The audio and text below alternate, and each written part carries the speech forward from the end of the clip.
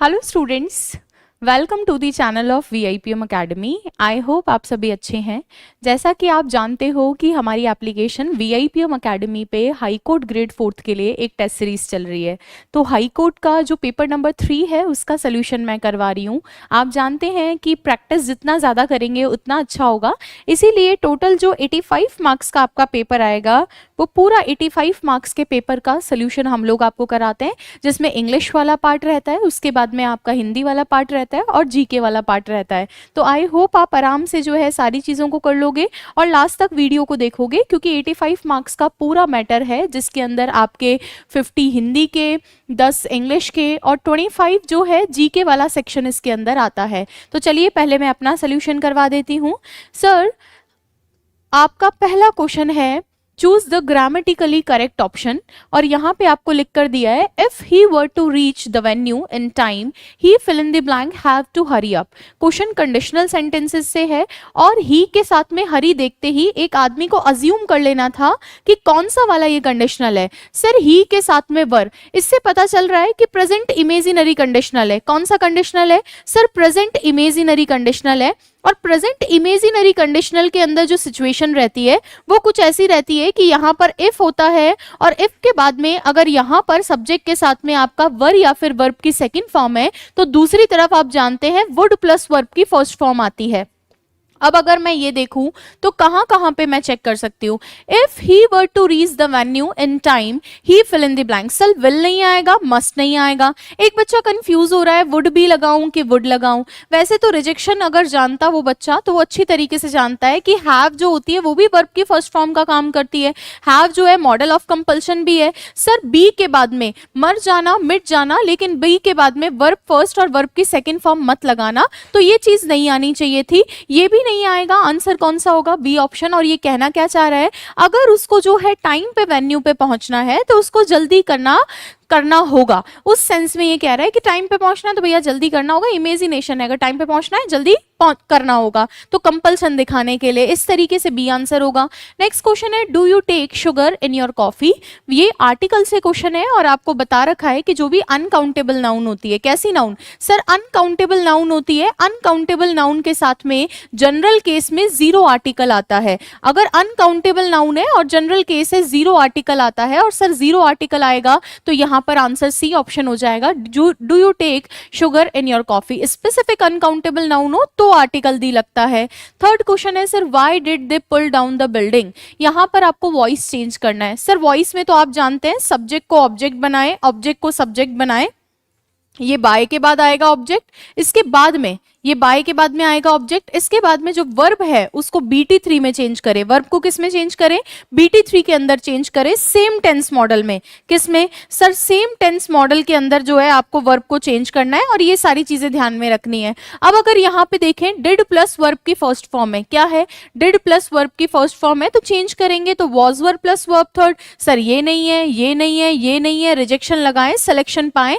Was verb plus verb की third form interrogative, interrogative ही रहेगा active passive में। Active passive में चेंज नहीं होता है, बस एक्टिव से पैसिव में जाने पर आपके BT3 लग जाता है। तो why was the building pulled down, यानी उसको जो है डिमोलिश क्यों किया गया था। अगला क्वेश्चन है 79 नंबर क्वेश्चन, जो कि आपका है डायरेक्ट इनडायरेक्ट स्पीच से। लेकिन मैं आपको बता दूं कि डायरेक्ट इनडायरेक्ट में चेंजेस तो होते हैं, सेंटेंस भी बदलता है, आप लोगों का जो है प्रोनाउन भी बदलता है, आप लोगों को ये बाकी एडवर्ब्स वगैरह भी बदलते हैं, लेकिन बदलते तब है जब आप लोगों का रिपोर्टिंग स्पीच पास्ट में हो। अगर मेरा रिपोर्टिंग स्पीच पास्ट में है केवल तभी, अगर मेरा रिपोर्टिंग स्पीच पास्ट में है केवल तभी ही आप लोगों को जो है चेंजेस अंदर करने हैं। सर, यहाँ पर प्रेजेंट पे है, अंदर चेंजेस नहीं होंगे, ये दोनों तो वैसे ही हट गया, अंदर चेंजेस है, ये भी हट गया। आंसर कौन सा है? D option. इसी तरह के क्वेश्चंस आपके एग्जाम में आएंगे। लास्ट तक वीडियो को देखा करो। वीडियो पसंद आए तो चैनल को लाइक करें, सब्सक्राइब करें और लास्ट में जरूर कॉमेंट किया करो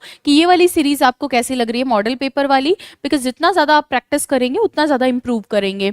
sir you fill in the blank be hungry after your long walk, ये भी प्रीवियस ईयर क्वेश्चन है कि आप हंग्री होंगे, ऐसी पॉसिबिलिटी दिखाई जा रही है, प्रोबेबिलिटी यानी प्रायिकता यानी पॉसिबिलिटी कि आप हंग्री होंगे, एक लंबी वॉक के बाद में आप जरूर आप जो है भूखे होंगे। सर यहाँ पर क्या आएगा, यू आप जो है पॉसिबिलिटी प्रोबेबिलिटी के लिए मे का परिवार लगाते हैं, मे माइट मस्ट, ठीक है क्या। सर हैव आएगा नहीं, यू हैव भी हंग्री नहीं होगा। सर डेयर आप जानते हैं नेगेटिव सेंस के अंदर जो है अपना मॉडल के रूप में यूज किया जाता है, तो सर ये भी नहीं, और टू लेता है, और सर यहाँ पर पॉसिबिलिटी प्रोबेबिलिटी के लिए मस्ट आता है। यार इतना लंबा चलकर आए होंगे, यू मस्ट बी हंग्री। तो जिस तरीके से आप लोग भी आओगे ना, जो हम लोगों का 12 जन का फंक्शन है उसके अंदर सभी बच्चे इन्वाइटेड है, तो तुम थक कर आओगे तो तुम्हारे लिए खाने पीने की व्यवस्था करेंगे। चलिए अब देखते हैं, अगला है आपको जो है करेक्ट सिनोनिम चूज करना है। सर सिमिलर इन मीनिंग, आपको क्या चूज करना है, सिमिलर इन मीनिंग चूज करना है अंडरलाइन वर्ड का। यहां देखेंगे it was an apt description of the garden, garden का एक एप्ट डिस्क्रिप्शन था। यहां पर सर एप्ट का मतलब होता है सूटेबल, एप्ट का मतलब क्या होता है, सूटेबल, जो एकदम सूट करता है वो वाला, ठीक है। तो सर यहां पर आपको सिनोनिम यानी सिमिलर इन मीनिंग चाहिए था। इनकम्पिटेंट नहीं होगा सर, इनकम्पिटेंट पर्सन होता है जो एकदम ऐसे समझ लो कि कंपटीशन में ही नहीं है, किसी काम का नहीं है ना, उसके लिए यूज किया जाता है। इम्प्रॉपर जो प्रॉपर नहीं होता है सर, बी फिटिंग एकदम फिट होता हुआ, स्लो भी नहीं होगा सर, ये ध्यान रखेंगे। आंसर कौन सा होगा, सी ऑप्शन इसके अंदर होगा। नेक्स्ट देखिए अगला क्वेश्चन है सर आपका फिर से एंटोनिम्स का क्वेश्चन है, opposite in meaning. Sir abundant का मतलब होता है कोई चीज आपके प्रचुरता के अंदर है, ठीक है, प्रचुर है, प्रचुर मात्रा में है तो उसके लिए यूज किया जाता है। और सर स्कार्स का मतलब होता है किसी चीज की कमी है, किसी चीज की प्रचुरता है और एक किसी चीज की कमी है, स्कैर्सली बोलते हैं ना। तो ए का सेकंड देखते हैं, आंसर तो मिल गया लेकिन फिर भी देखेंगे। सर वैग जो होता है उसका मतलब होता है not clear, something which is not clear, अस्पष्ट बोला जाता है इसको। और सर क्लियर इसका एंटोनिम हो ही जाएगा, एंटोनिम मतलब ऑपोजिट इन मीनिंग। एडमोनिश का मतलब होता है किसी की आप जो है आलोचना कर रहे हो, और सर यहाँ पर प्रेज यानी उसकी तारीफ करना। और अगला है सर सेंसिटिव, सेंसिटिव का मतलब आप जानते ही हैं, कोई किसी को बहुत सेंसिटिवली यानी संवेदनशील तरीके से डील कर रहे हो। और एक कैलस का मतलब क्रूर होता है, ठीक है क्या। तो यहाँ पर ये इसके साथ में मैच हो जाएगा और आंसर अपना पहले ही मिल गया था।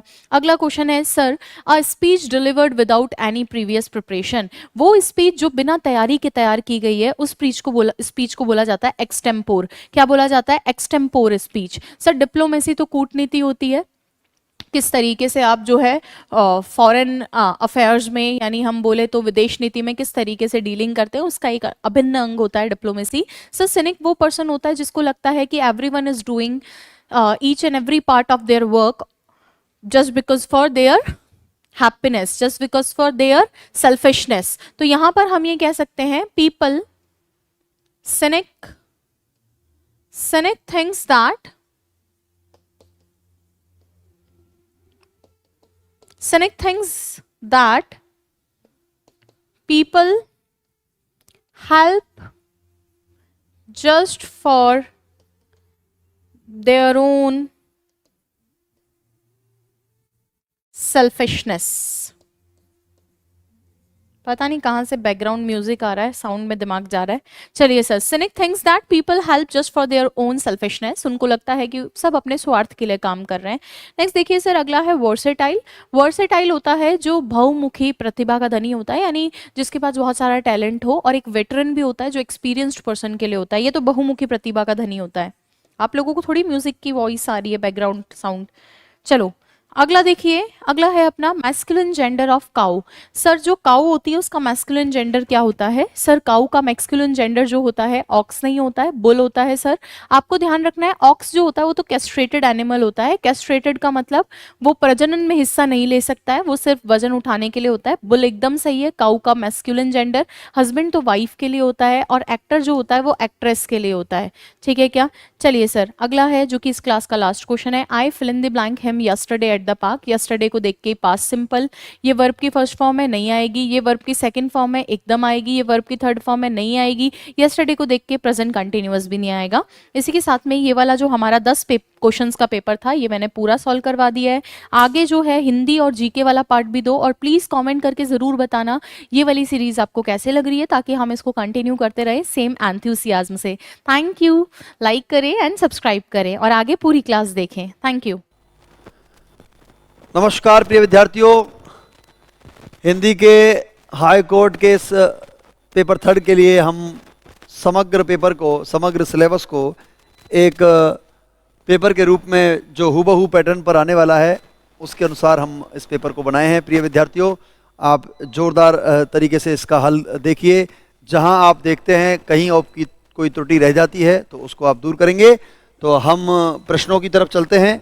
आज के जो इस पेपर के पहला प्रश्न आपकी स्क्रीन पर है। मीठा भाववाचक संज्ञा से पूछा प्रिय विद्यार्थियों। भाववाचक संज्ञा यानी मीठा की भाववाचक संज्ञा। मीठा है क्या? मीठा तो गुण है। मीठा आम, मीठा क्या है? गुण है। तो मीठा से कौन सी भाववाचक संज्ञा बनेगी? मीठा क्या है? गुण। और मीठा आम, मीठा फल, हाँ मीठा अमरूद, कुछ भी लगा सकते हैं आप। और गुण है, गुण से क्या बना है? मिठाई, मिठास, मीठी या मधुर। उत्तर क्या आएगा?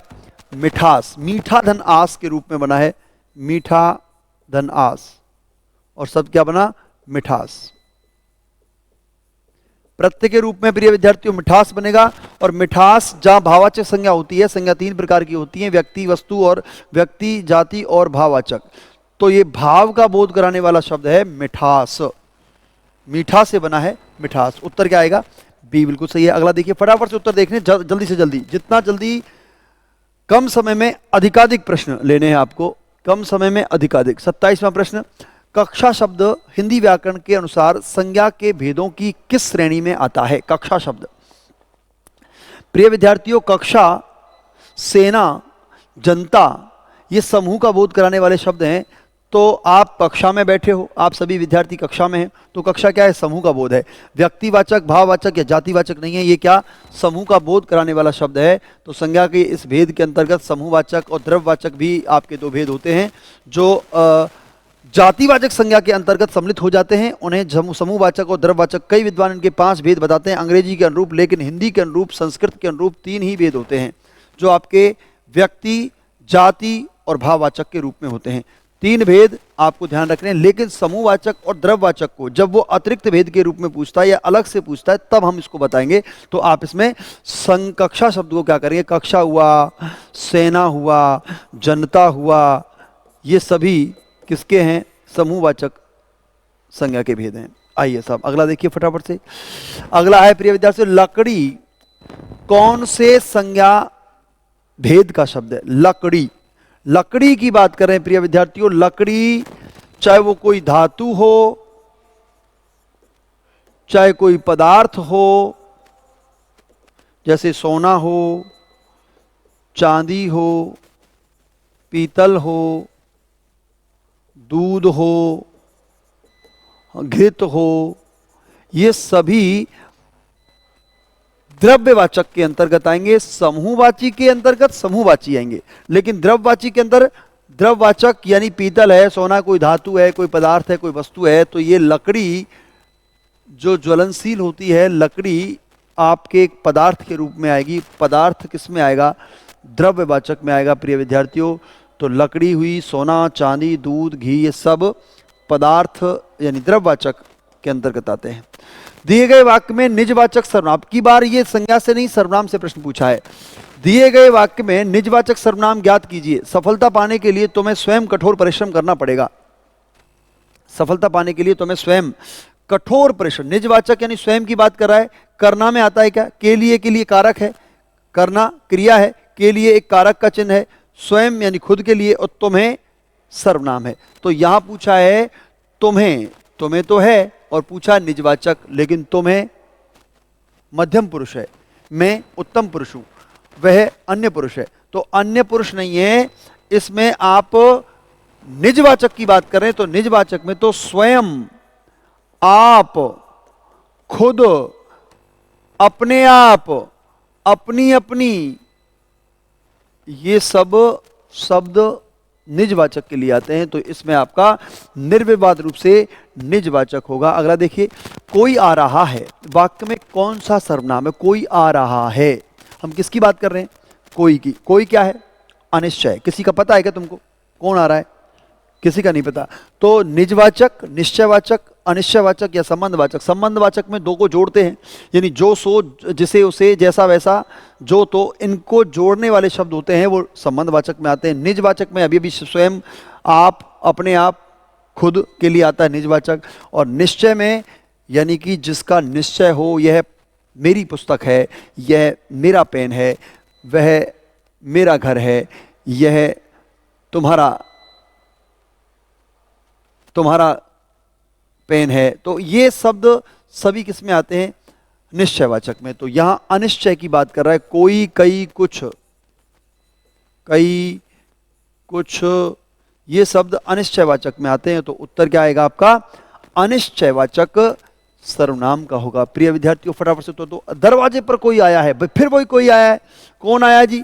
कोई आया। कोई का पता नहीं है, घंटी बजी है, दरवाजे पर कोई आया, हमें नहीं पता कि कौन है। पिताजी हैं, माताजी हैं, काम वाली बाई है, या अंकल आए पड़ोस वाले, कौन आया है नहीं पता है। दरवाजे पर कोई आया है, घंटी बजी है, तो कोई आया, किसी अन्य की बात कर रहे हैं। तो अन्य में आएगा निश्चय, अनिश्चय, निज या प्रश्नवाचक। प्रश्नवाचक है नहीं।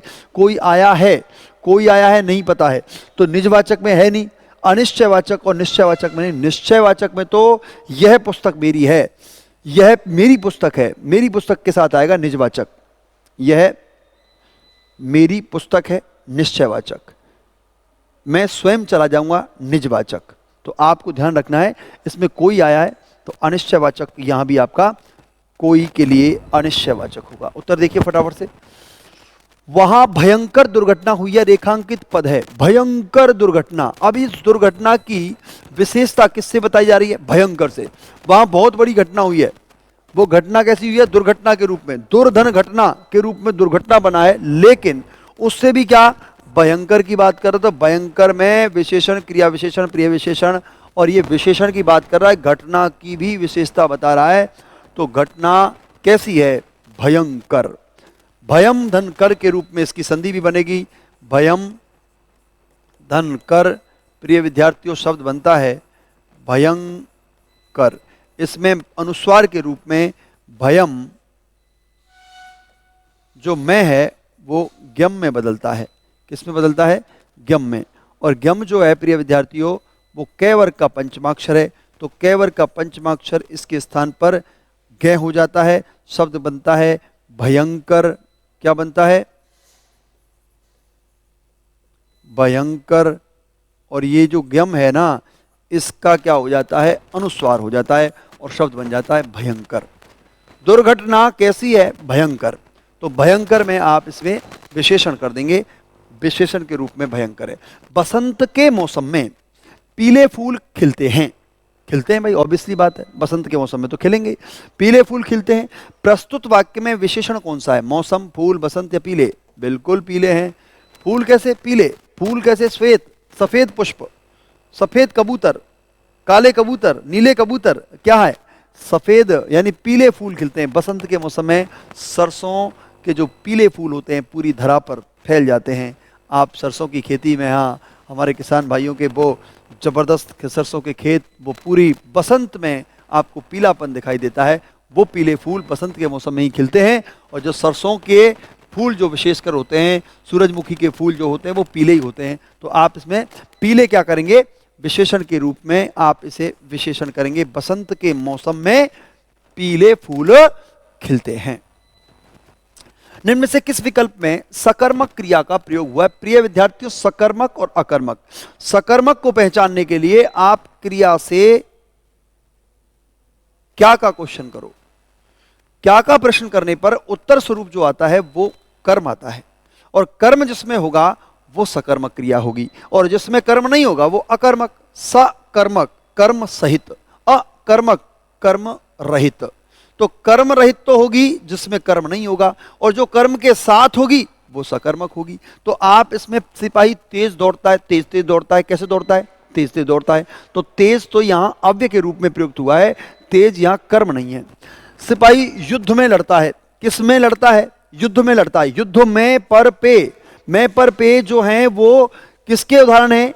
वो अधिकरण कारक के उदाहरण है। अधिकरण में आप मैं पे पर का प्रयोग आता है। और सिपाही चोर को पकड़ता है, तो चोर इसमें क्या आएगा? कर्म का द्योतक है चोर। लेकिन सिपाही बहुत कम सोता है, बहुत कम सोता है, तो सकर्मक क्रिया का प्रयोग हुआ है। किसमें हुआ है? होना है किसमें? चोर को। कर्ता ने कर्म को, कर्ता ने यानी सिपाही इसमें कर्म है, करता है, और कर्म क्या है? चोर। सिपाही ने चोर को पकड़ा या सिपाही चोर को पकड़ता है। और सिपाही बहुत कम वो सोता है, बहुत कम, कोई कर्म नहीं है, तो कर्म के रूप में आप क्या करेंगे? इसको बिल्कुल सही करेंगे आप, सिपाही चोर को पकड़ता है। सी विकल्प इज राइट आंसर। बहुत अच्छे से आप सी विकल्प को देखेंगे। युद्ध कोई कर्म नहीं है, आप कहते हैं युद्ध कर रहा है, युद्ध क्या है? युद्ध में लड़ता है। युद्ध में पे पर अधिकरण कारक के लिए आता है, तो आप इसमें सी विकल्प को सही करेंगे। अगला देखिए, निम्नलिखित में से सकर्मक क्रिया वाला वाक्य नहीं है। अब की बार क्या देखना है? नहीं है। अभी देखा आपने है, यानी सकर्मक है, पहचानेंगे कैसे? हम किसी वाक्य से या क्रिया से जब क्या का प्रश्न करेंगे और उत्तर स्वरूप अगर कर्म आएगा तो वह सकर्मक है, अगर उत्तर स्वरूप नहीं आया तो वह अकर्मक होगा। तो आप डाकिया पत्र लाया, सीमा ने गाना गाया, या सिपाही ने चोर को पकड़ा और लड़का सोता है। आपसे पूछा क्या गया है? सकर्मक क्रिया वाला वाक्य नहीं है। तो पहली बात तो ये ध्यान रखनी है, किसी भी प्रश्न में अगर ना, नहीं, मत का प्रयोग किया गया है तो ठहरिए, रुकिए, सोचिए, फिर देखिए कि प्रश्न में पूछा क्या गया है, और फिर विकल्प पर जाइए। डाकिया पत्र लिखता है, सकर्मक क्रिया का प्रयोग नहीं हुआ है। क्या लिखता है? डाकिया पत्र लिखता है, सकर्मक है। सीमा ने गाना गाया, सीमा ने क्या गाया? सीमा ने गाना गाया, तो गाना कर्म है। आप सिपाही ने चोर को पकड़ा, कर्ता ने कर्म को, करण से, संप्रदान के लिए, अपादान से अलग होना, संबंध काकी के, रारी रे, नानी ने, अधिकरण में पेपर, संबोधन हे ओ अरे अजी। लेकिन अजी साहब ये आपका लड़का सोता है, और लड़का क्या सोता है भाई? उत्तर आता है क्या? लड़का क्या सोता है? कोई उत्तर नहीं आता। जब क्या सोता है इनमें आता है। सिपाही ने कौन पकड़ा? चोर पकड़ा। गाने, सीमा ने क्या गाया? सिपाही ने चोर पकड़ा, ने यानी कर्ता ने, चोर यानी कर्म, को विभक्ति का प्रयोग जहां होगा ना वहां कर्म हो जाएगा। लेकिन जहां नहीं होता है, कहीं कहीं नहीं होता है। सीमा ने गाना को गाया, को छुपा हुआ है, लेकिन गाना कर्म है। डाकिया पत्र को लाया, पत्र लाया वाक्य शुद्ध है, को नहीं लगाएंगे, तो यहाँ पत्र कर्म है। तो आप इसमें लड़का सोता है को सही करेंगे, बिल्कुल सही है। अब आप देखिए, निम्नलिखित में से वह प्रश्न 4 विकल्पों में से है, उसका चयन करें जो दिए गए वाक्य के काल का सही विकल्प हो। यानी काल का प्रश्न पूछा गया है, आपको काल पहचानना है कि इनमें से कौन से वाक्य में कौन सा काल सही बैठता है। यानी वाक्य कौन सा है? वाक्य, मैंने आज एक फिल्म देखी थी, मैंने एक फिल्म देखी थी आज। तो आप इसमें पहचानेंगे कि ये पूर्ण भूतकाल की बात कर रहा है क्या, ये आसन्न भूतकाल की बात कर रहा है क्या, या पूर्ण वर्तमान काल की बात कर रहा है क्या, और सामान्य वर्तमान काल की बात कर रहा है। इसमें काल का प्रश्न है, और काल के प्रश्न को मैंने आज एक फिल्म देखी थी, बात कब हुई है? भूतकाल में, यानी फिल्म में देख चुका हूं। तो यहां पूर्ण भूतकाल, देखी थी। आसन्न भूतकाल यानी कोई अभी अभी कोई कार्य हुआ है, वह घर आया है। मैंने फिल्म देखी है, यह आसन्न भूतकाल वाक्य था, मैंने फिल्म देखी है। सामान्य भूतकाल की क्रिया के साथ आ, ई, ए, या, ई, ये के साथ था, थी, थे लगता है तो पूर्ण भूत होता है। और है, ही, हैं, हूं लगेगा तो वह आसन्न भूतकाल होता है। और पूर्ण वर्तमान काल ता है, ती है, ते है के साथ प्रयुक्त होता है प्रिय विद्यार्थियों। और सामान्य वर्तमान काल भी उसी के लिए आता है। तो आप इसमें मैंने आज एक फिल्म देखी थी यानी पूर्ण भूतकाल, राम ने रावण को मारा था, पूर्ण भूतकाल, वह घर आया था, पूर्ण भूतकाल, राधा ने खाना बना लिया था, ये पूर्ण भूतकाल, जी, जो पूर्ण भूतकाल यानी बीते हुए समय में हो, लेकिन उसके समय की समाप्ति का बोध हो, वहां आपका पूर्णभूत होता है। तो आप इसमें पूर्णभूत कर देंगे। अगला देखिए, निम्नलिखित प्रश्नों में से 4 विकल्पों में दिए गए वाक्य का सही काल वाला विकल्प पहचानिए। यदि मैं समय पर स्टेशन पहुंचता, सही विकल्प वाला, 4 विकल्पों में से सही काल वाला विकल्प पहचानिए। अगर आप पहचानते हैं यदि मैं समय पर स्टेशन पहुंचता तो मेरी गाड़ी न छूटती। प्रिय विद्यार्थियों, किसी एक कारक के साथ, एक कारण के साथ दूसरा कारण अगर वाक्य में बताया जाए, यानी एक क्रिया के साथ दूसरी क्रिया का होना, और उस क्रिया के साथ कभी बीते हुए समय की बात करें या वर्तमान समय की बात करें या आने वाले समय की बात करें, तो वहां हेतु हेतु मद का प्रयोग होता है। तो हेतु हेतु मद वर्तमान में तो होता ही नहीं है, या तो काल बीत चुका है, भूतकाल की बात कर रहा है, या फिर आने वाला होता है। अब यहां इस वाक्य से पहचानिए आप, यदि मैं समय पर स्टेशन पहुंचता, यदि मैं समय पर स्टेशन पहुंचता तो मेरी गाड़ी न छूटती। तो क्या गाड़ी आने वाली है क्या? गाड़ी तो छूट गई है। अब छूट गई है तो कैसी बात हो गई? बीती हुई बात।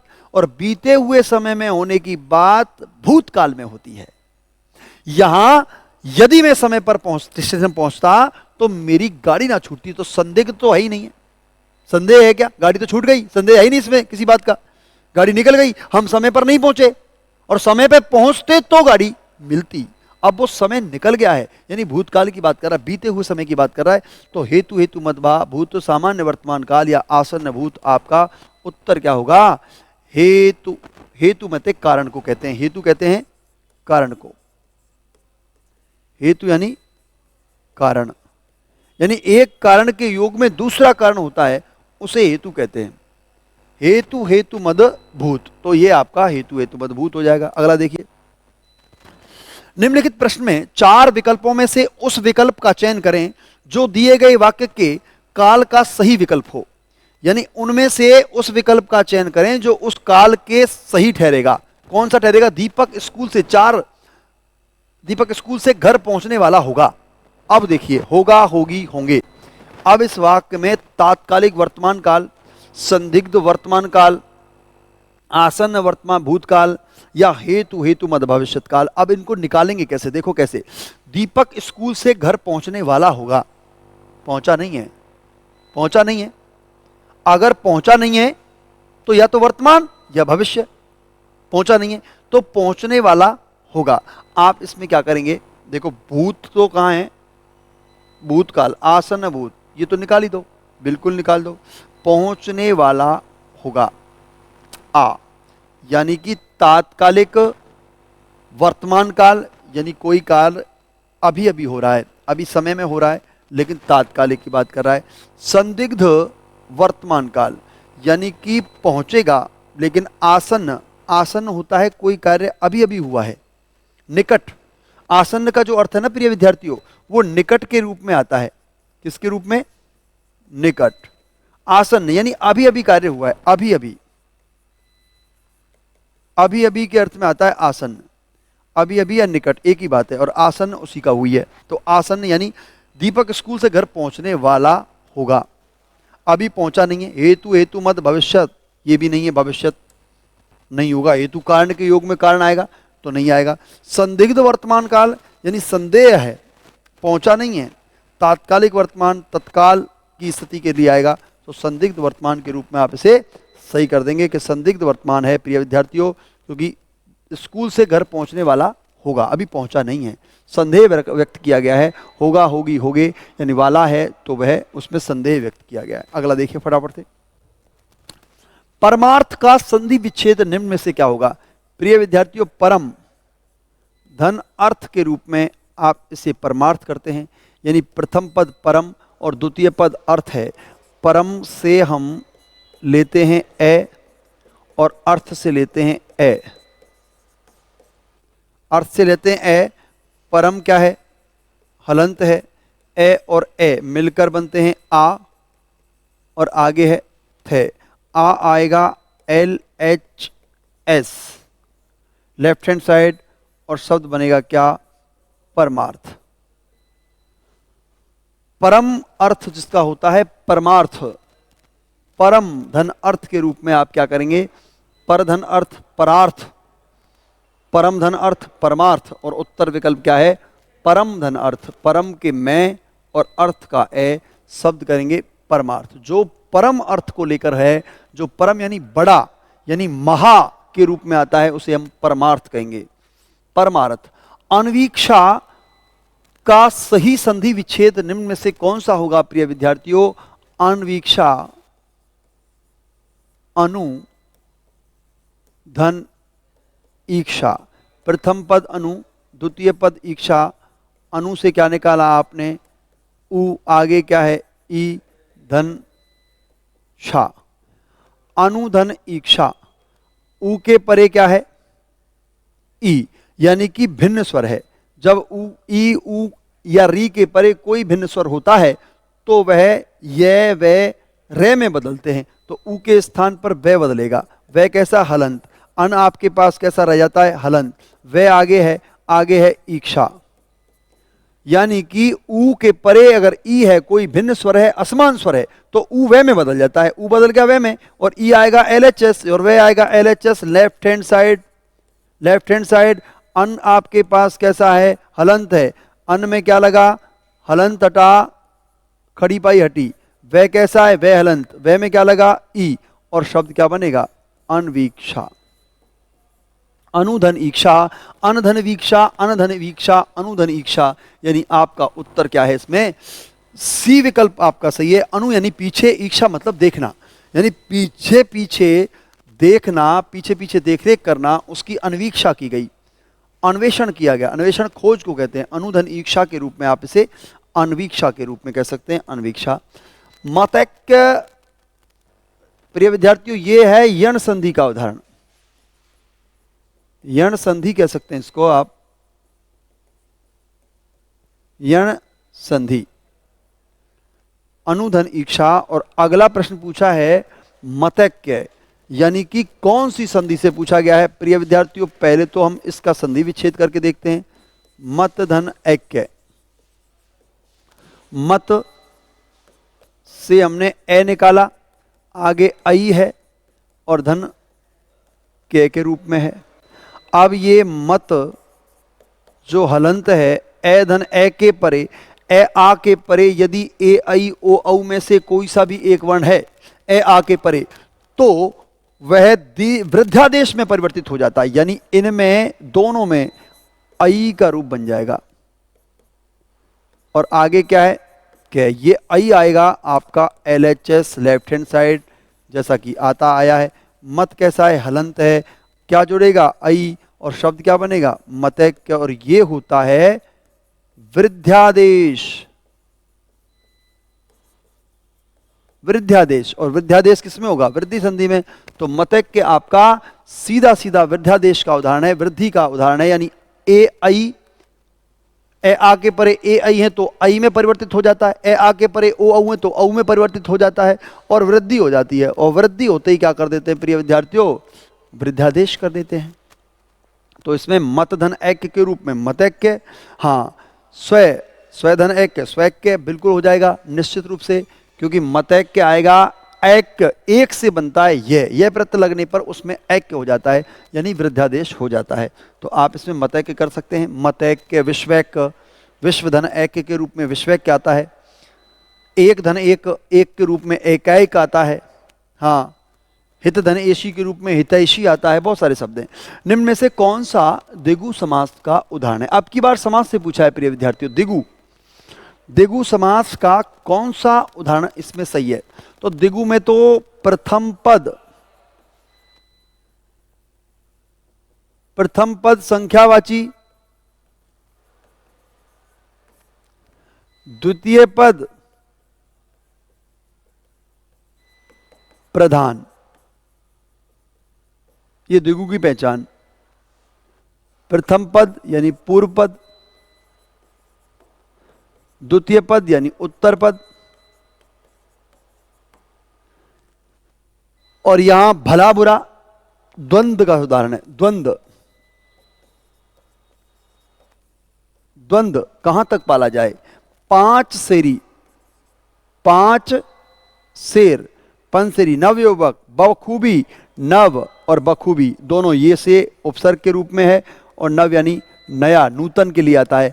5 शेर, 5 शेरों का जो समूह है वो पंसेरी है प्रिय विद्यार्थियों। पंसेरी, 5 शेर आते हैं। आप गांव में जब अनाज कनक तोलते हो तो पंसेरी से तोलते हो। जो गांव में तराजू होती है वो 5 किलो वाट को वहन करने वाली होती है पंसेरी। और तो 5 किलो यानी 5 शेर कहते हैं किलो को। वैसे शेर के लिए 850 ग्राम भी होता है, लेकिन शेर यहाँ किलो से लिया गया है तो उससे बनता है क्या? पंसेरी। और 5 शेरों का समूह कहलाता है पंसेरी। तो आप इसमें निश्चित रूप से द्विगु करेंगे और द्विगु में प्रथम पद संख्यावाची यानी पूर्व पद होता है और द्वितीय पद प्रधान होता है और द्वितीय पद उत्तर पद होता है। अगला देखिए, निम्नलिखित में से किस शब्द में वर्तनी अशुद्धि है? वर्तनी कैसी है? अशुद्ध।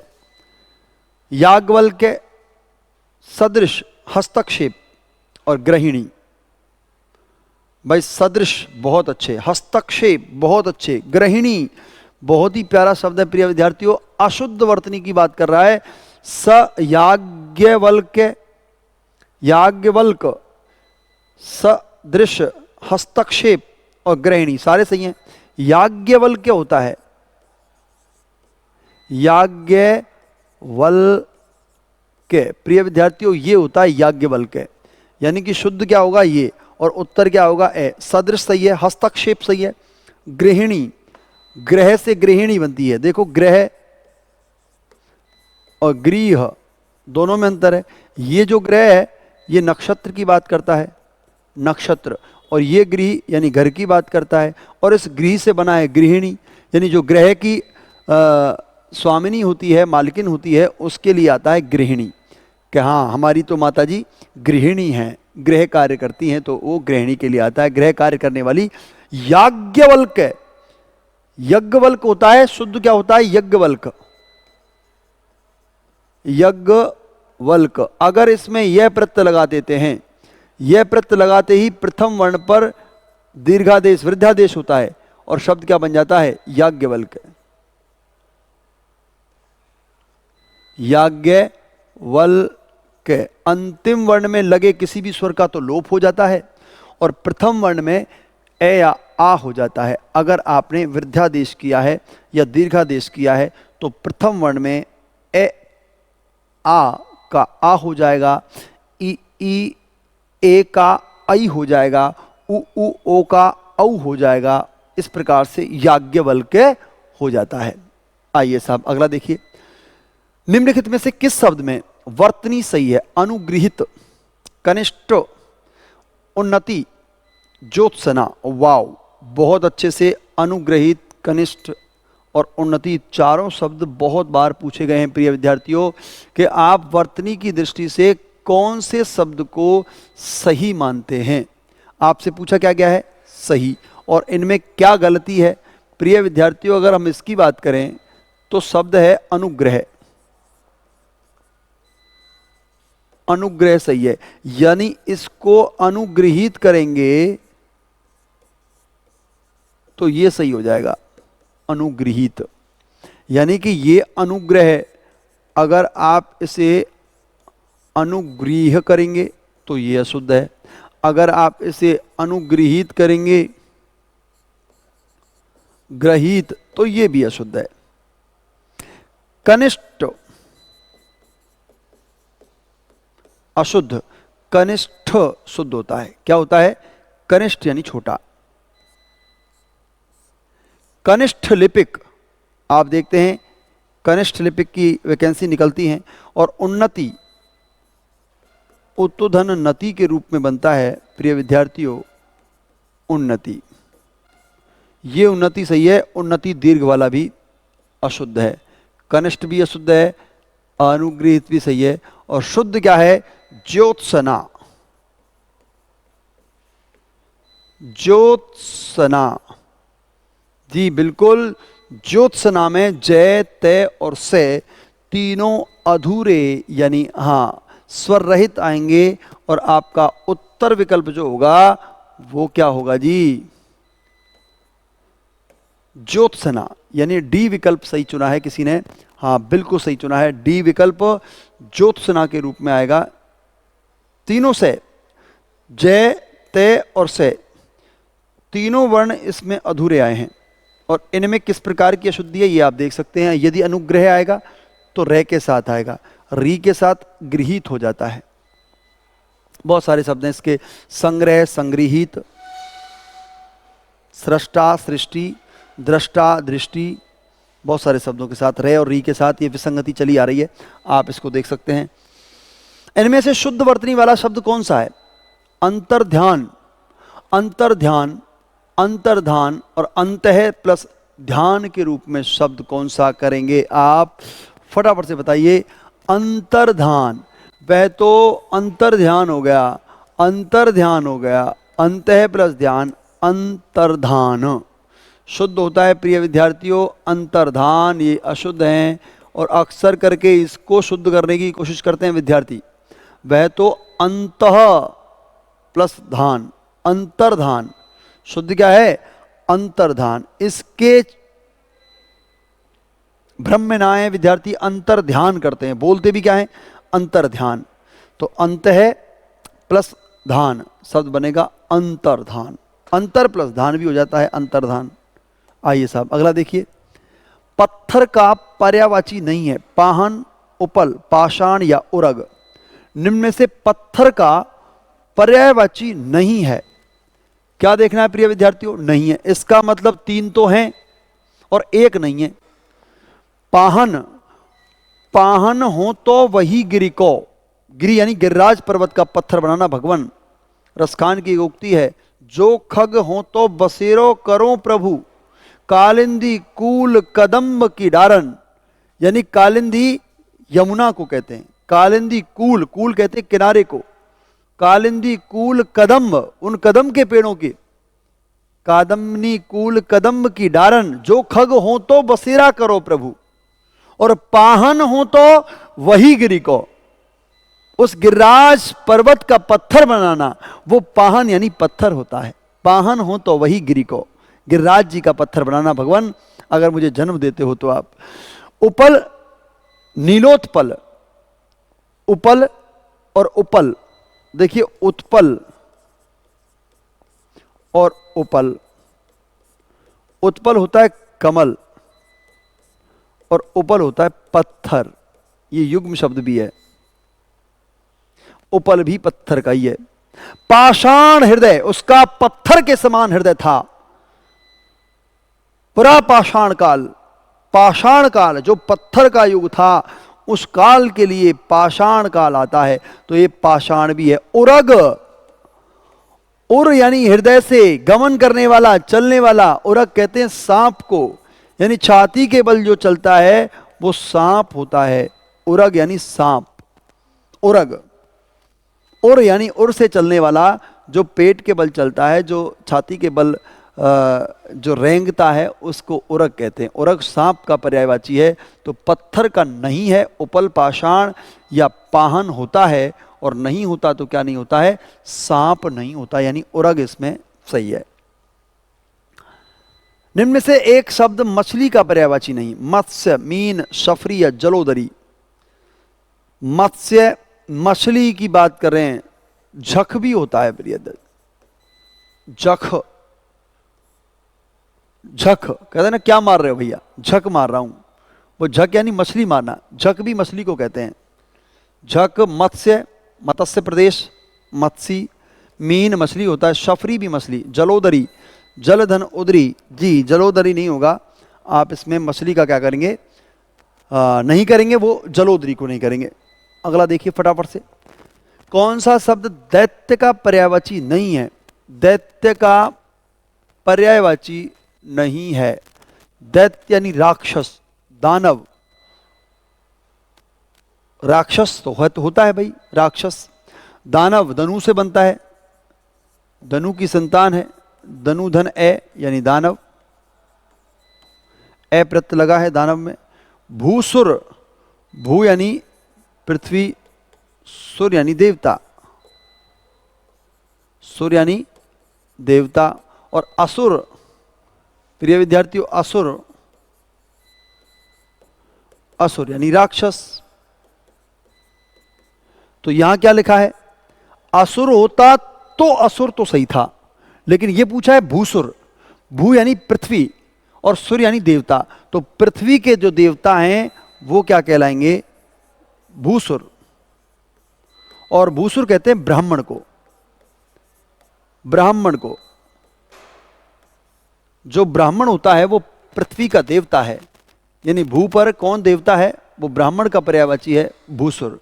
और निशाचर, निशा में विचरण करने वाला, निशा कहते हैं रात्रि को,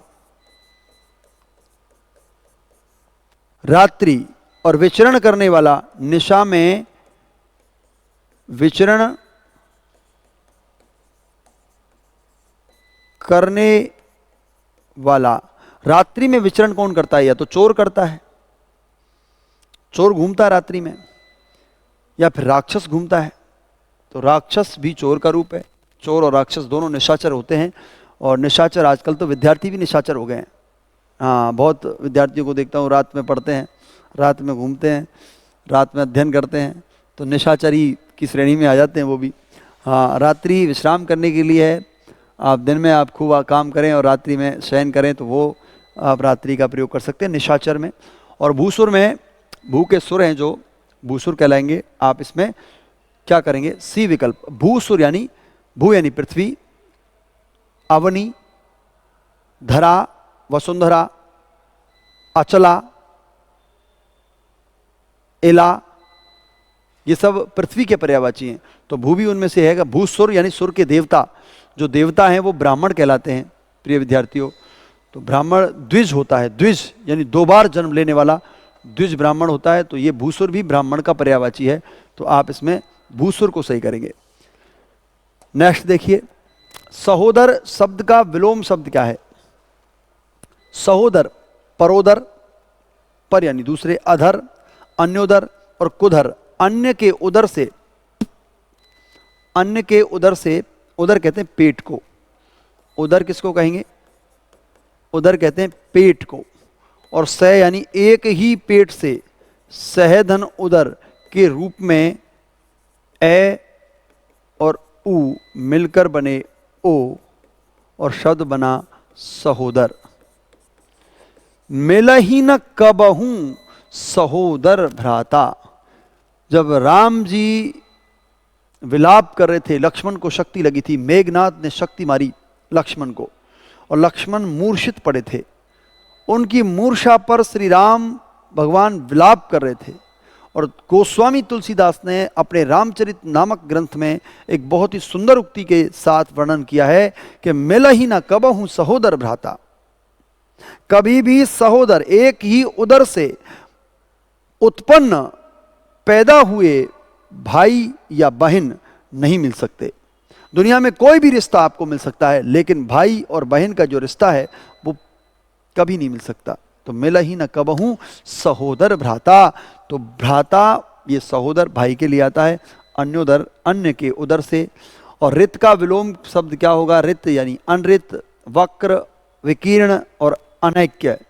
और रित का प्रिय विद्यार्थियों होता है, रित कहते हैं सत्य को। रित किसे कहते हैं, सत्य को, सत्य वचन। और इस सत्य में, इस रित में क्या लगाएंगे, अन। अन मतलब नहीं, और अन में रित लगेगा तो शब्द बन जाएगा अनरित। और अनरित होता है सत्य का असत्य। सत्य का विलोम क्या है, असत्य। और यहां रित में, रित का अर्थ क्या है, सत्य, और रित में क्या लगा, अन। अन यानी नहीं, अन यानी नहीं।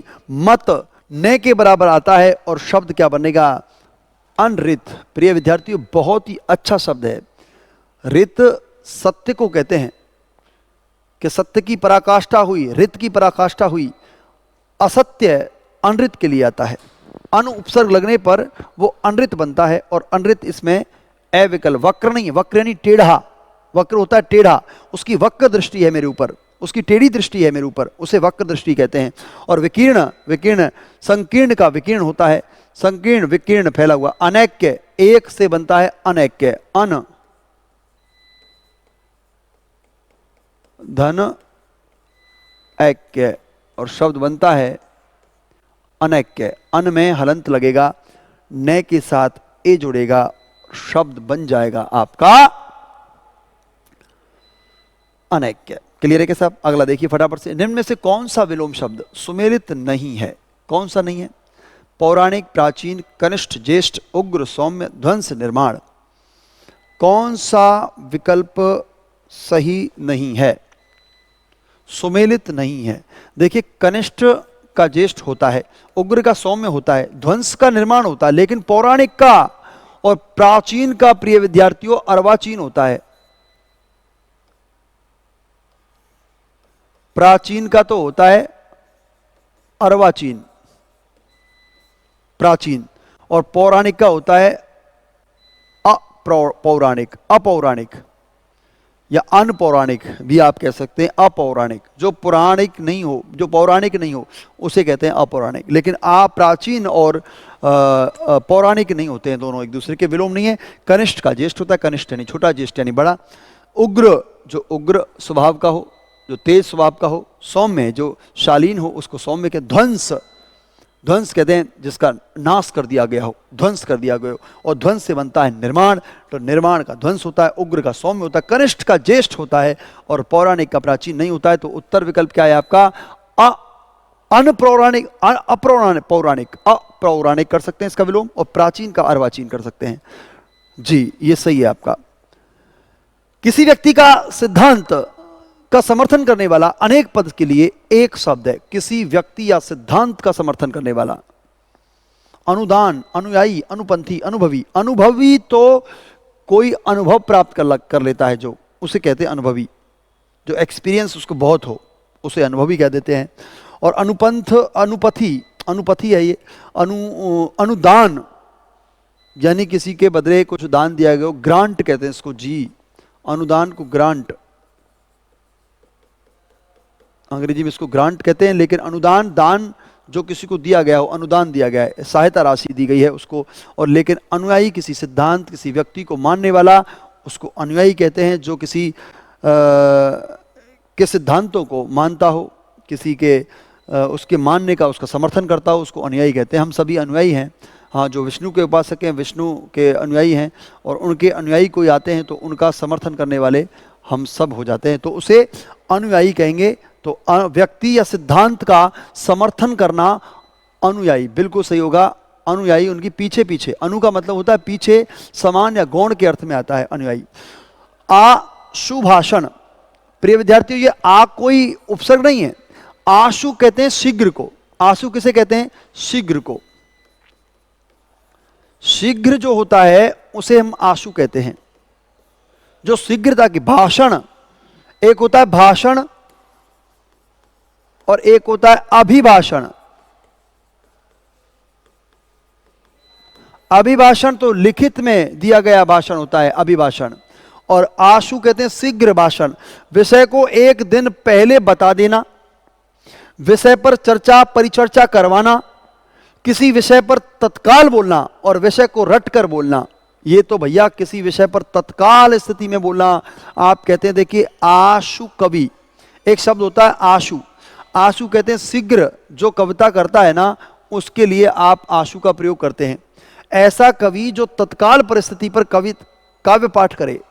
आपने कोई ऐसा तात्कालिक मुद्दा दिया जो अभी वर्तमान में, निवर्तमान में चल रहा हो, उससे आप कवि से कहते हैं, कवि महोदय इस पर कोई ऐसी कविता बनाओ जो इस तात्कालिक परिस्थिति को वर्णित कर सके, उस तत्कालिक परिस्थिति का वर्णन कर सके, ऐसी कोई कविता बनाओ। जैसे मान के चलिए बिहार के चुनाव हुए अभी, बिहार के चुनावों पर कोई ऐसी कविता बनाई गई कि गठबंधन को लेकर, महागठबंधन को लेकर कितनी सीटें आई, कैसे आई, उस पर कोई काव्य पाठ कर दिया, वो है आशु कविता, और उसको कहते हैं आशु काव्य। यानी कि तुरंत कोई शीघ्र तत्काल के रूप से अगर कोई आपने कार्य किया उस परिस्थिति पर तो उसे आशु के रूप में जानते हैं। और आशु लिपिक स्टेनोग्राफर, प्रिय विद्यार्थियों, इस आशु से ही बना है वो। स्टेनो यानी शीघ्र, वो तुरंत आपको टाइप करने के लिए आप कुछ देते हो उसको, तो वो आशु लिपिक होता है। लिपिक यानी बाबू। तो आशु लिपिक जो शीघ्र टंकण करे, जो शीघ्र छाप दे, तुरंत छाप दे। आपने कोई पर्चा दिया उसको टंकण कर दे, वो कहते हैं उसको आशु लिपिक। और आशु कवि जो तुरंत तात्कालिक परिस्थिति पर कविता कर दे उसको आशु। और आशु भाषण यानी किसी विषय पर तत्काल बोल देना आपको आशु भाषण के रूप में आएगा। तो उत्तर विकल्प क्या है? सी इज अ राइट आंसर। नीचे दिए शब्द के लिए उचित वाक्यांश दिए गए हैं, विकल्पों में से चुनिए। भाई एक शब्द दिया गया है क्या? अन्य मनस्क, जिसका मन किसी दूसरी ओर लगा हो और किसी और स्थान पर जो पहले ना हुआ हो, और जो नया ना हो। जो नया ना हो, जो पहले ना हुआ हो। जो पहले ना हुआ वो अभूतपूर्व के लिए आता है। भाई ये तो बहुत अभूतपूर्व है, ऐसा कभी नहीं हुआ है। और नया ना हो, नवीन, नवीन के लिए आता है। किसी और स्थान पर, अन्यत्र कहते हैं उसको, अन्यत्र कहेंगे। किसी और स्थान की बात करें अन्यत्र, लेकिन जिसका मन किसी दूसरी ओर लगा हो उसे कहते हैं अन्य मनस्क। उसे क्या कहेंगे? अन्य मनस्क। यानी उत्तर विकल्प के रूप में आप किसी मन को, अपने मन को कहीं और लगा लेना, किसी दूसरी जगह पर लगाना। यानी आपका कार्य आपको दिया गया है अध्ययन का, आपको पढ़ना है, आपको भेजा गया पढ़ने के लिए, लेकिन आप पढ़ने का कार्य ना करके कोई अन्य कार्य कर रहे हैं, यानी अपने मन को किसी अन्य कार्य में लगा रहे हैं, तो आपको क्या कहा जाएगा कि आप क्या हैं? अन्य मनस्क हैं। आपका मन कहीं अन्य कार्यों में लगा हुआ है तो आप उसे अन्य मनस्क कह देंगे। तो ये आपका उत्तर सही है, बिल्कुल ए, अन्य मनस्क। किस विकल्प में शब्द शुद्ध का युग्म का अर्थभेद सही नहीं है? नहीं है प्रिय विद्यार्थियों, नहीं लगाना है। अनिल और अनल, अनिल हवा को कहते हैं, अनल आग को कहते हैं। दावानल, दावानल, जठरानल, बड़वानल आग के लिए आता है, अनिल हवा के लिए आता है। अनिल।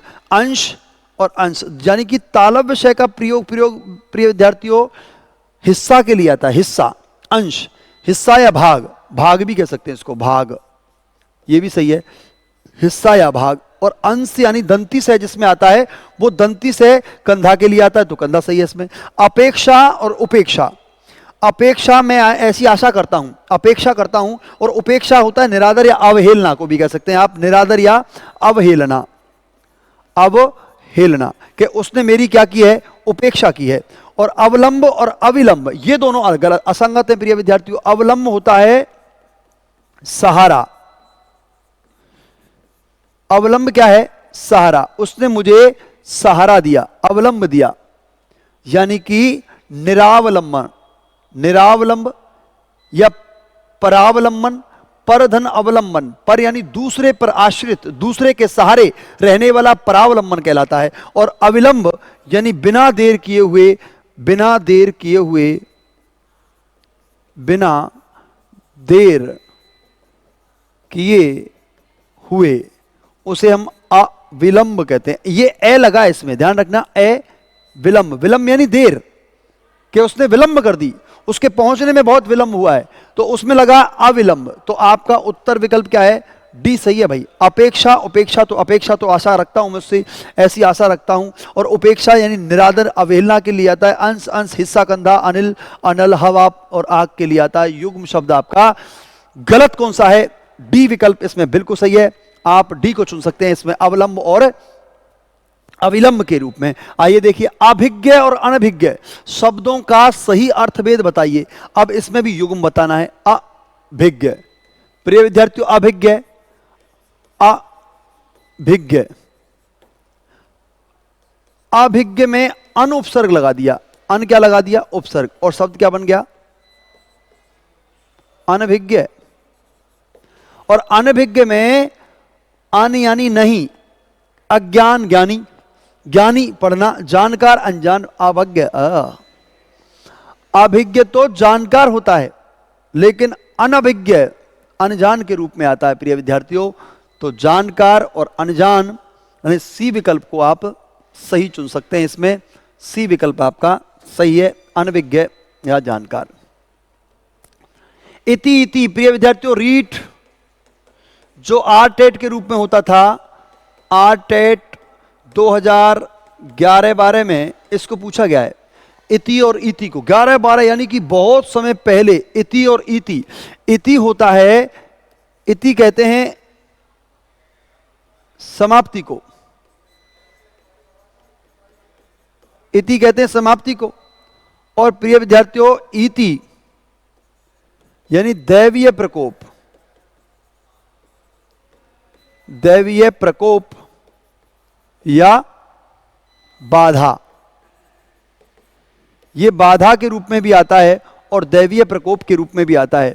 इति और इति समाप्ति। इति का एक विलोम पूछा, अभी अभी पूछा गया है, अथ।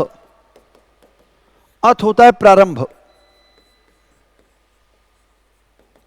अथ होता है प्रारंभ। और ये आरटेट जो रीट आपकी अभी परीक्षा होती है L1 L2 की, जो शिक्षक भर्ती 3rd ग्रेड के लिए होती है, उसमें ये पूछा गया था L2 में, यानी 11-12 में। तो प्रिय विद्यार्थियों, ये इति यानी पूर्णता, इच्छा नहीं है, समाप्ति और विघ्न, विघ्न है, प्रारंभ और विष्णु, बिल्कुल पीड़ा समापन नहीं है। उत्तर क्या आएगा? समाप्ति। इति का समाप्ति होता है और इति को हम विघ्न के रूप में जानते हैं, अड़चन के रूप में जानते हैं, या दैवीय कोई प्रकोप आ जाता है उसके रूप में आप इति को जानते हैं। अगला देखिए फटाफट से, कोयले की दलाली में मुंह काला। भाई कोयले की दलाली में तो काला ही होता है मुंह। कोयले की दलाली में मुंह काला, इस लोकोक्ति का अर्थ निम्नलिखित में से कौन सा विकल्प दर्शाता है? बुरा काम बदनामी का कारण बन जाता है, तुच्छ व्यक्ति अधिक प्रदर्शन करता है, या अपराधी स्वयं ही डरा डरा रहता है और सभी वस्तुएं समान नहीं होती हैं। यानी कोयले की दलाली में मुंह काला, बुरा काम बदनामी का कारण बनता है, तुच्छ व्यक्ति अधिक प्रदर्शन करता है, अपराधी स्वयं ही डरा डरा रहता है और सभी वस्तुएं समान नहीं होती हैं। क्या करेंगे प्रिय विद्यार्थियों? बुरा काम, कोयला क्या है? काला है। कोयला क्या है? काला। यानी काला तो वैसे ही बुरे का प्रतीक है। काला किसका प्रतीक है? बुरे का प्रतीक है। तो कोयले की दलाली में मुंह काला, कोयले की हमने दलाली की और उसमें भी मुंह काला हो गया, उसमें भी रिश्वत ले दे, पकड़े गए हम, तो बुरा काम बदनामी का कारण बनता है। यानी कोयले की दलाली करोगे तो आप बुरे काम, तुच्छ व्यक्ति अधिक प्रदर्शन करता, तुच्छ क्यों करेगा? हाथ प्रदर्शन का तो कोई मतलब ही नहीं इसमें। और अपराधी स्वयं ही डरा डरा फिरता है, तो ये भी नहीं हो सकता है। और सभी वस्तुएं समान नहीं हो सकती हैं। तो कोयले की दलाली में मुंह काला यानी कि बुरा काम आदमी बदनामी का कारण बन जाता है। इसका सही है ये। निम्नलिखित में से सही कहावत कौन सी? कहावत को ही लोकोक्ति कहते हैं। प्रिय विद्यार्थियों, क्या कहते हैं? लोक धन उक्ति। लोकोक्ति ही कहावत है, कहावत ही लोकोक्ति है। और ये कहावत, मुहावरे, लोकोक्तियां अक्सर करके आपसे पूछी जाती हैं, बहुत ही विशेष होती हैं। तो फीकी दुकान ऊंचा पकवान, फीका पकवान ऊंची दुकान, और ऊंची दुकान फीका पकवान, या फीकी दुकान फीका पकवान। क्या सुना है आपने? ऊंची दुकान फीके पकवान। दुकान तो कैसी है? ऊंची है। और पकवान कैसे आ गए उसमें? फीके। अरे मीठे करो भाई पकवानों को। तो दुकान भी अच्छी और ऊंची दुकान और फीके पकवान नहीं।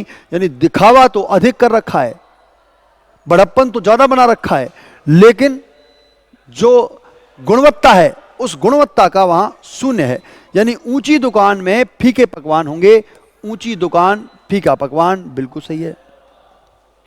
अंधे के हाथ बटेर लगना, कहावत का आशय क्या है? अंधा भी अपना लक्ष्य प्राप्त कर सकता है। अंधा व्यक्ति क्या अपना लक्ष्य प्राप्त कर सकता है क्या? जी नहीं। किसी अयोग्य व्यक्ति को महत्वपूर्ण वस्तु प्राप्त हो जाना। अंधे के हाथ बटेर लगना, भाग्य से कोई वस्तु मिल जाना। यानी कोई आप लक्ष्य से किसी वस्तु को प्राप्त कर लेते हैं, वो भाग्य से, बिना परिश्रम के सफलता का मिल जाना, बिना परिश्रम के। ऐसा होता है क्या? जी नहीं। तो अंधे के हाथ क्या लगना? बटेर। यानी किसी अयोग्य व्यक्ति को महत्वपूर्ण वस्तु, बटेर क्या है? महत्वपूर्ण वस्तु प्राप्त हो जाना, वो अंधे के हाथ बटेर लगना होगा। प्रिय विद्यार्थियों, तो हम कह सकते हैं उस व्यक्ति को अंधे के हाथ बटेर लग गई है भैया, इसको तो अयोग्य व्यक्ति था लेकिन महत्वपूर्ण पद मिल गया है। अंधे के हाथ बटेर लगना, ये आप अंधे के हाथ बटेर लगना। एक लाठी से हाँकना, ये मुहावरा है। एक लाठी ली और उस लाठी से सबको आंकना, यानी अच्छे बुरे का अंतर ना करना, बात बिगाड़ना, मूर्ख बनाना, तानाशाह होना। यानी एक लाठी से सबको आंकना, यानी अच्छे बुरे किसी में अंतर नहीं है। अच्छा है उसको भी डांट देना, जो बुरा है उसको भी डांट देना। तो वो आप अच्छे बुरे का अंतर जहाँ स्पष्ट नहीं कर पाते हैं, वहाँ एक लाठी से सबको हाँकना, यानी ए के उत्तर के रूप में आप इसे सही कर सकते हैं। और घी के दिए जलाना, घी के दिए जलाना मुहावरे का सही अर्थ क्या होगा? तो मेरे प्यारे विद्यार्थियों, मर जाना तो होता ही नहीं है। घी के दिए जलें और मर जाए कोई? हो ही नहीं सकता। बुराई करना, घी के दिए में बुराई नहीं हो सकती। और जरूरत से ज्यादा बड़ाई करना, जरूरत से ज्यादा बड़ाई घी के दिए में क्या होगा? घी के दिए में होता है खुशियां मनाना। जो बहुत सारी खुशियां मनाते हैं, जैसे भगवान श्री राम आए और श्री राम के आने पर अयोध्या नगरी में घी के दिए जलाए गए, दीपावली मनाई गई, दीपोत्सव मनाए गए, दीप जलाए गए, घर घर दीप जलाओ। हाँ, राम आएंगे तो अंगना सजाएंगे, वो आपने सुना ना, अंगना सजाएंगे, घी के दीपक जलाएंगे। जब आप कहीं आपके घर में प्रसन्नता आती है, खुशियां आती हैं, तो उन खुशियों में आप घी के दीपक जलाते हो, उनको उजागर करने के लिए, बताने के लिए कि हमने क्या घी के दिए जलाए। तो घी के दिए जलाना यानी खुशियां मनाना। आंखों में धूल झोंकना मुहावरा का उचित अर्थ क्या होगा? आंखों में क्या धूल दी है? झोंक। ध्यान ना देना, कुछ ना देखना, इशारा करना, धोखा देना, इनमें से कौन सा आएगा? दे आंखों में धूल झोंक कर चले गए, वो तो आंखों में आया और उसने धूल झोंकी, तो धोखा दिया है, ध्यान ना दिया है, या कुछ ना देखना, या इशारा करना। इशारा करना आंख मारना,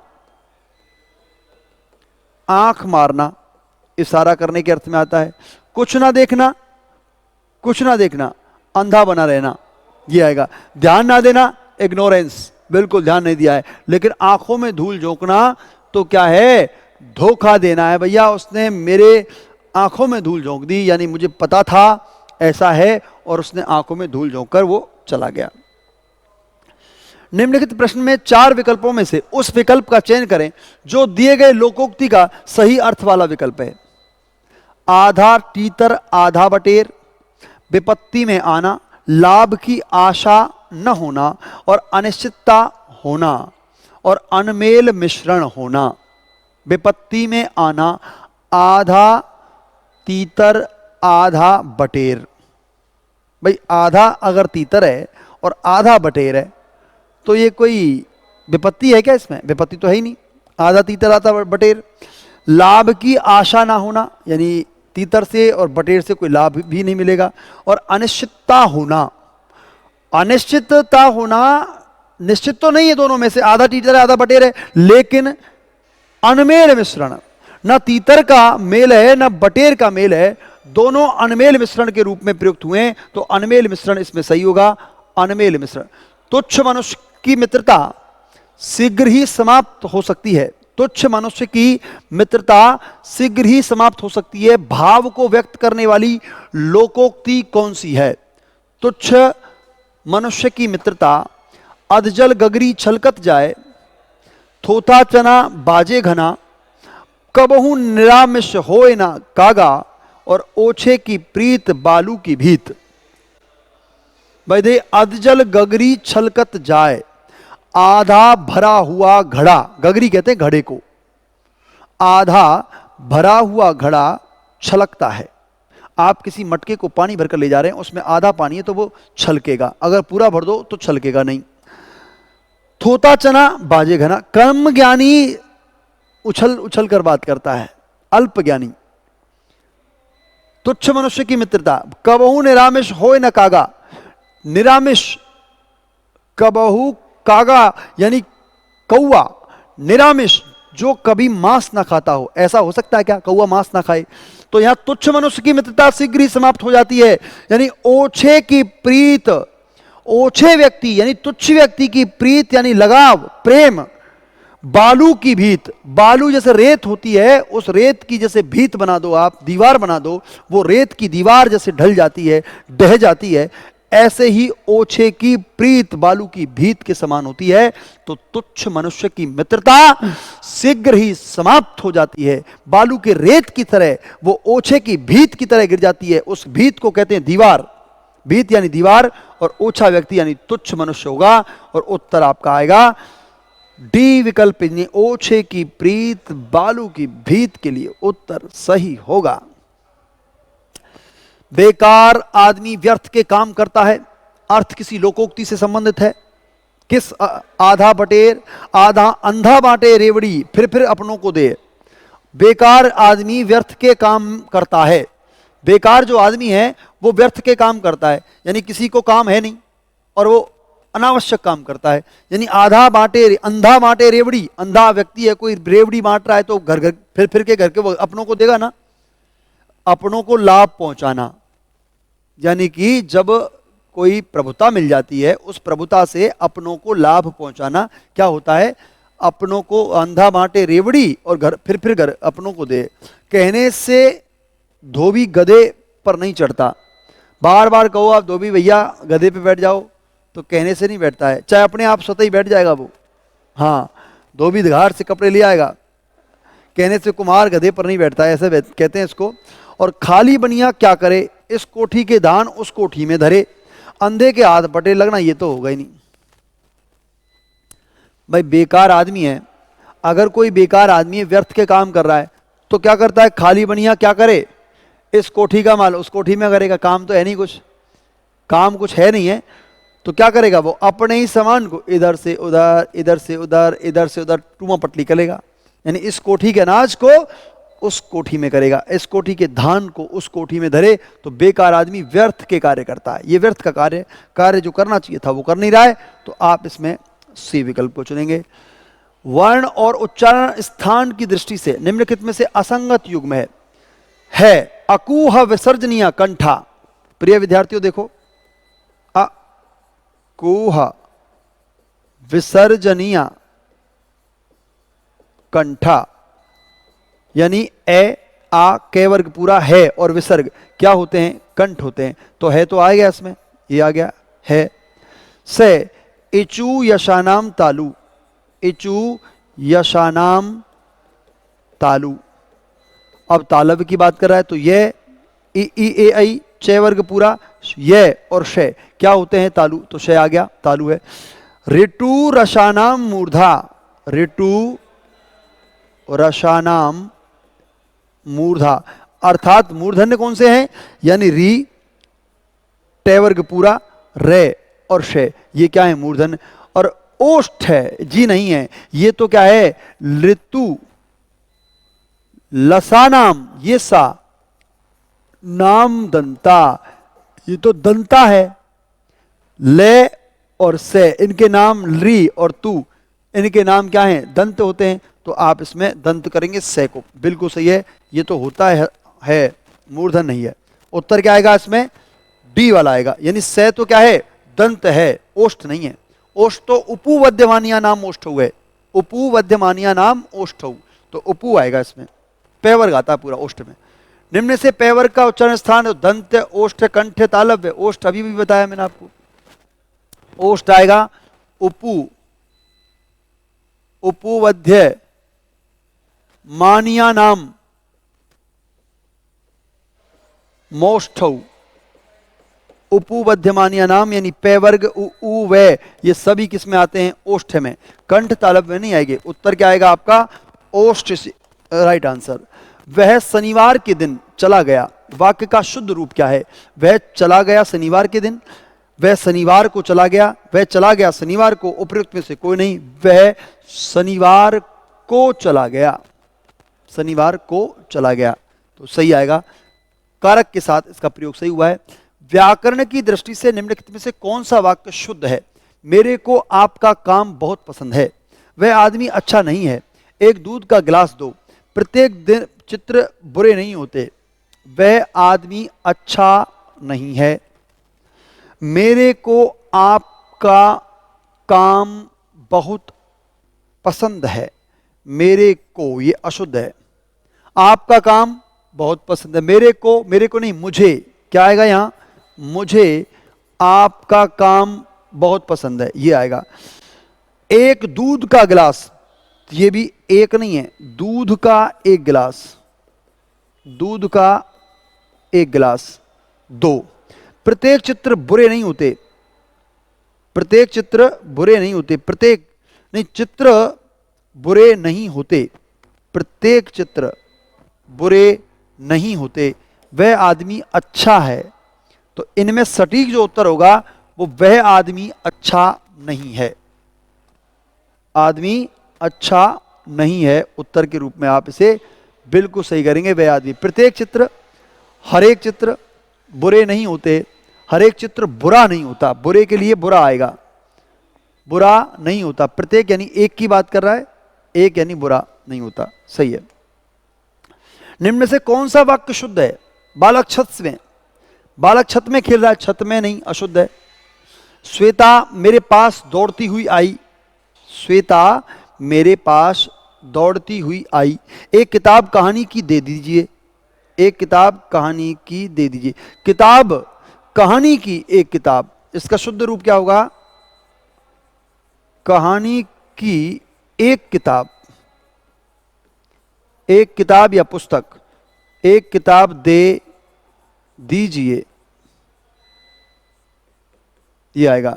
आप क्या किताब पढ़ेंगे? क्या आप किताब पढ़ेंगे? यहां उल्टा हुआ है, प्रश्नवाचक पहले आएगा, क्या आप किताब पढ़ेंगे? और श्वेता मेरे पास दौड़ती हुई आई, श्वेता मेरे पास दौड़ती हुई आई, और तो श्वेता के लिए आप क्या कर सकते हैं? बिल्कुल सही है आपका, श्वेता मेरे पास दौड़ती हुई आई, यानी बी विकल्प सही है आपका। निम्नलिखित में से किस वाक्य की क्रिया अकर्मक है? दीना निबंध लिखता है, पक्षी उड़ रहे हैं, अकर्मक की बात कर रहा है। दीना निबंध, निबंध क्या लिखता है? दीना निबंध, सही है भी दीना। पक्षी उड़ रहे हैं, सुरेश सामान उठाता है, सुरेश क्या उठाता है? सामान। रोहित बलराम को खिला रहा है, रोहित किसे, क्या? रोहित को आता है कर्म कारक की विभक्ति के साथ, कर्म कारक की विभक्ति क्या है? को, और कारक लगते ही को, कर्ता ने कर्म को, तो आप इसमें सामान को, सुरेश सामान उठाता है यानी सामान कर्म है, क्या उठाता है? दीना निबंध लिखता है, दीना क्या लिखता है? निबंध उत्तर आया, तो कर्म जहां आएगा वो कर्मक होगा। पक्षी उड़ रहे हैं, पक्षी क्या उड़ रहे हैं? पक्षी क्या उड़ रहे हैं? उत्तर नहीं आया है, तो उत्तर आपका क्या है? बी बिल्कुल सही है आपका, पक्षी क्या उड़ रहे हैं। और किस समास में पूर्व पद विशेषण और उत्तर पद विशेष्य हो तो वह किस प्रकार का समास कहलाएगा? भाई उत्तर पूर्व पद की बात कर रहा है, विशेषण, और उत्तर पद दूसरा, पहला तो पूर्व पद, प्रथम पद,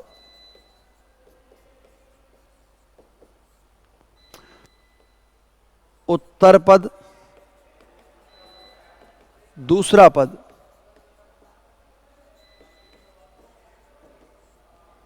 और विशेषण विशेष्य, विशेषण या विशेष्य की बात होती है प्रिय विद्यार्थियों, तो ध्यान रखना उपमान और उपमेय की भी बात हो जाएगी, उपमेय। और उपमान उपमेय विशेषण विशेष्य एकमात्र कर्मधारय में आते हैं, और जहां पूर्व पद विशेषण और उत्तर पद विशेष्य हो तो वह कर्मधारय समास होता है, जैसे चंद्रमुखी। ये चंद्रमुखी, मुख क्या है? उपमेय विशेष्य है, और ये चंद्रमा क्या है? विशेषण। उपमा दी गई है चंद्रमा के समान मुख वाली, तो विशेष्य। और निम्नलिखित में से गुणवाचक विशेषण, लंबा आदमी इस घर का मालिक है, ये तो गुण है। तुमने मेरी नीली कमीज खरीदी, ये भी गुण है। वह अच्छा लड़का है, ये भी गुण है। इस साल कम उपज हुई है, क्या पूछा है प्रिय विद्यार्थियों? गुणवाचक। इस साल कम, ज्यादा, कम, मात्रा का वो द्योतक है, परिमाणवाचक विशेषण है। कम, ज्यादा, थोड़ा, अल्प, अधिक, किलो, 2 किलो, 4 किलो, 5 किलो, 10 बीघा, 20 बीघा, 50 बीघा, 100 बीघा, हेक्टेयर, सब परिमाण में आते हैं। यह मकान बड़ा है, बड़ा यानी बिग, बिग यानी बड़ा, परिमाण की बात कर रहा है, तो दोनों तो यह परिमाणवाचक हैं।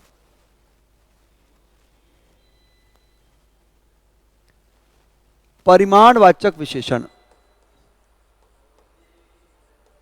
इन दोनों में। लेकिन नीली कमीज, लंबा आदमी, अच्छा लड़का, ये गुण की बात कर रहे हैं, और गुण में मेरे प्यारे विद्यार्थियों ए बी सी आएगा, और ये A B D, B C D, C D E, A B और सी, उत्तर विकल्प सही है आपका, निश्चित रूप से है, बिल्कुल ए और बी सी है, और वो कौन से विकल्प में, डी में है। तो इस प्रकार से उत्तर को छांटने की आपको कला आनी चाहिए प्रिय विद्यार्थियों, तभी आप अच्छे से कर पाएंगे।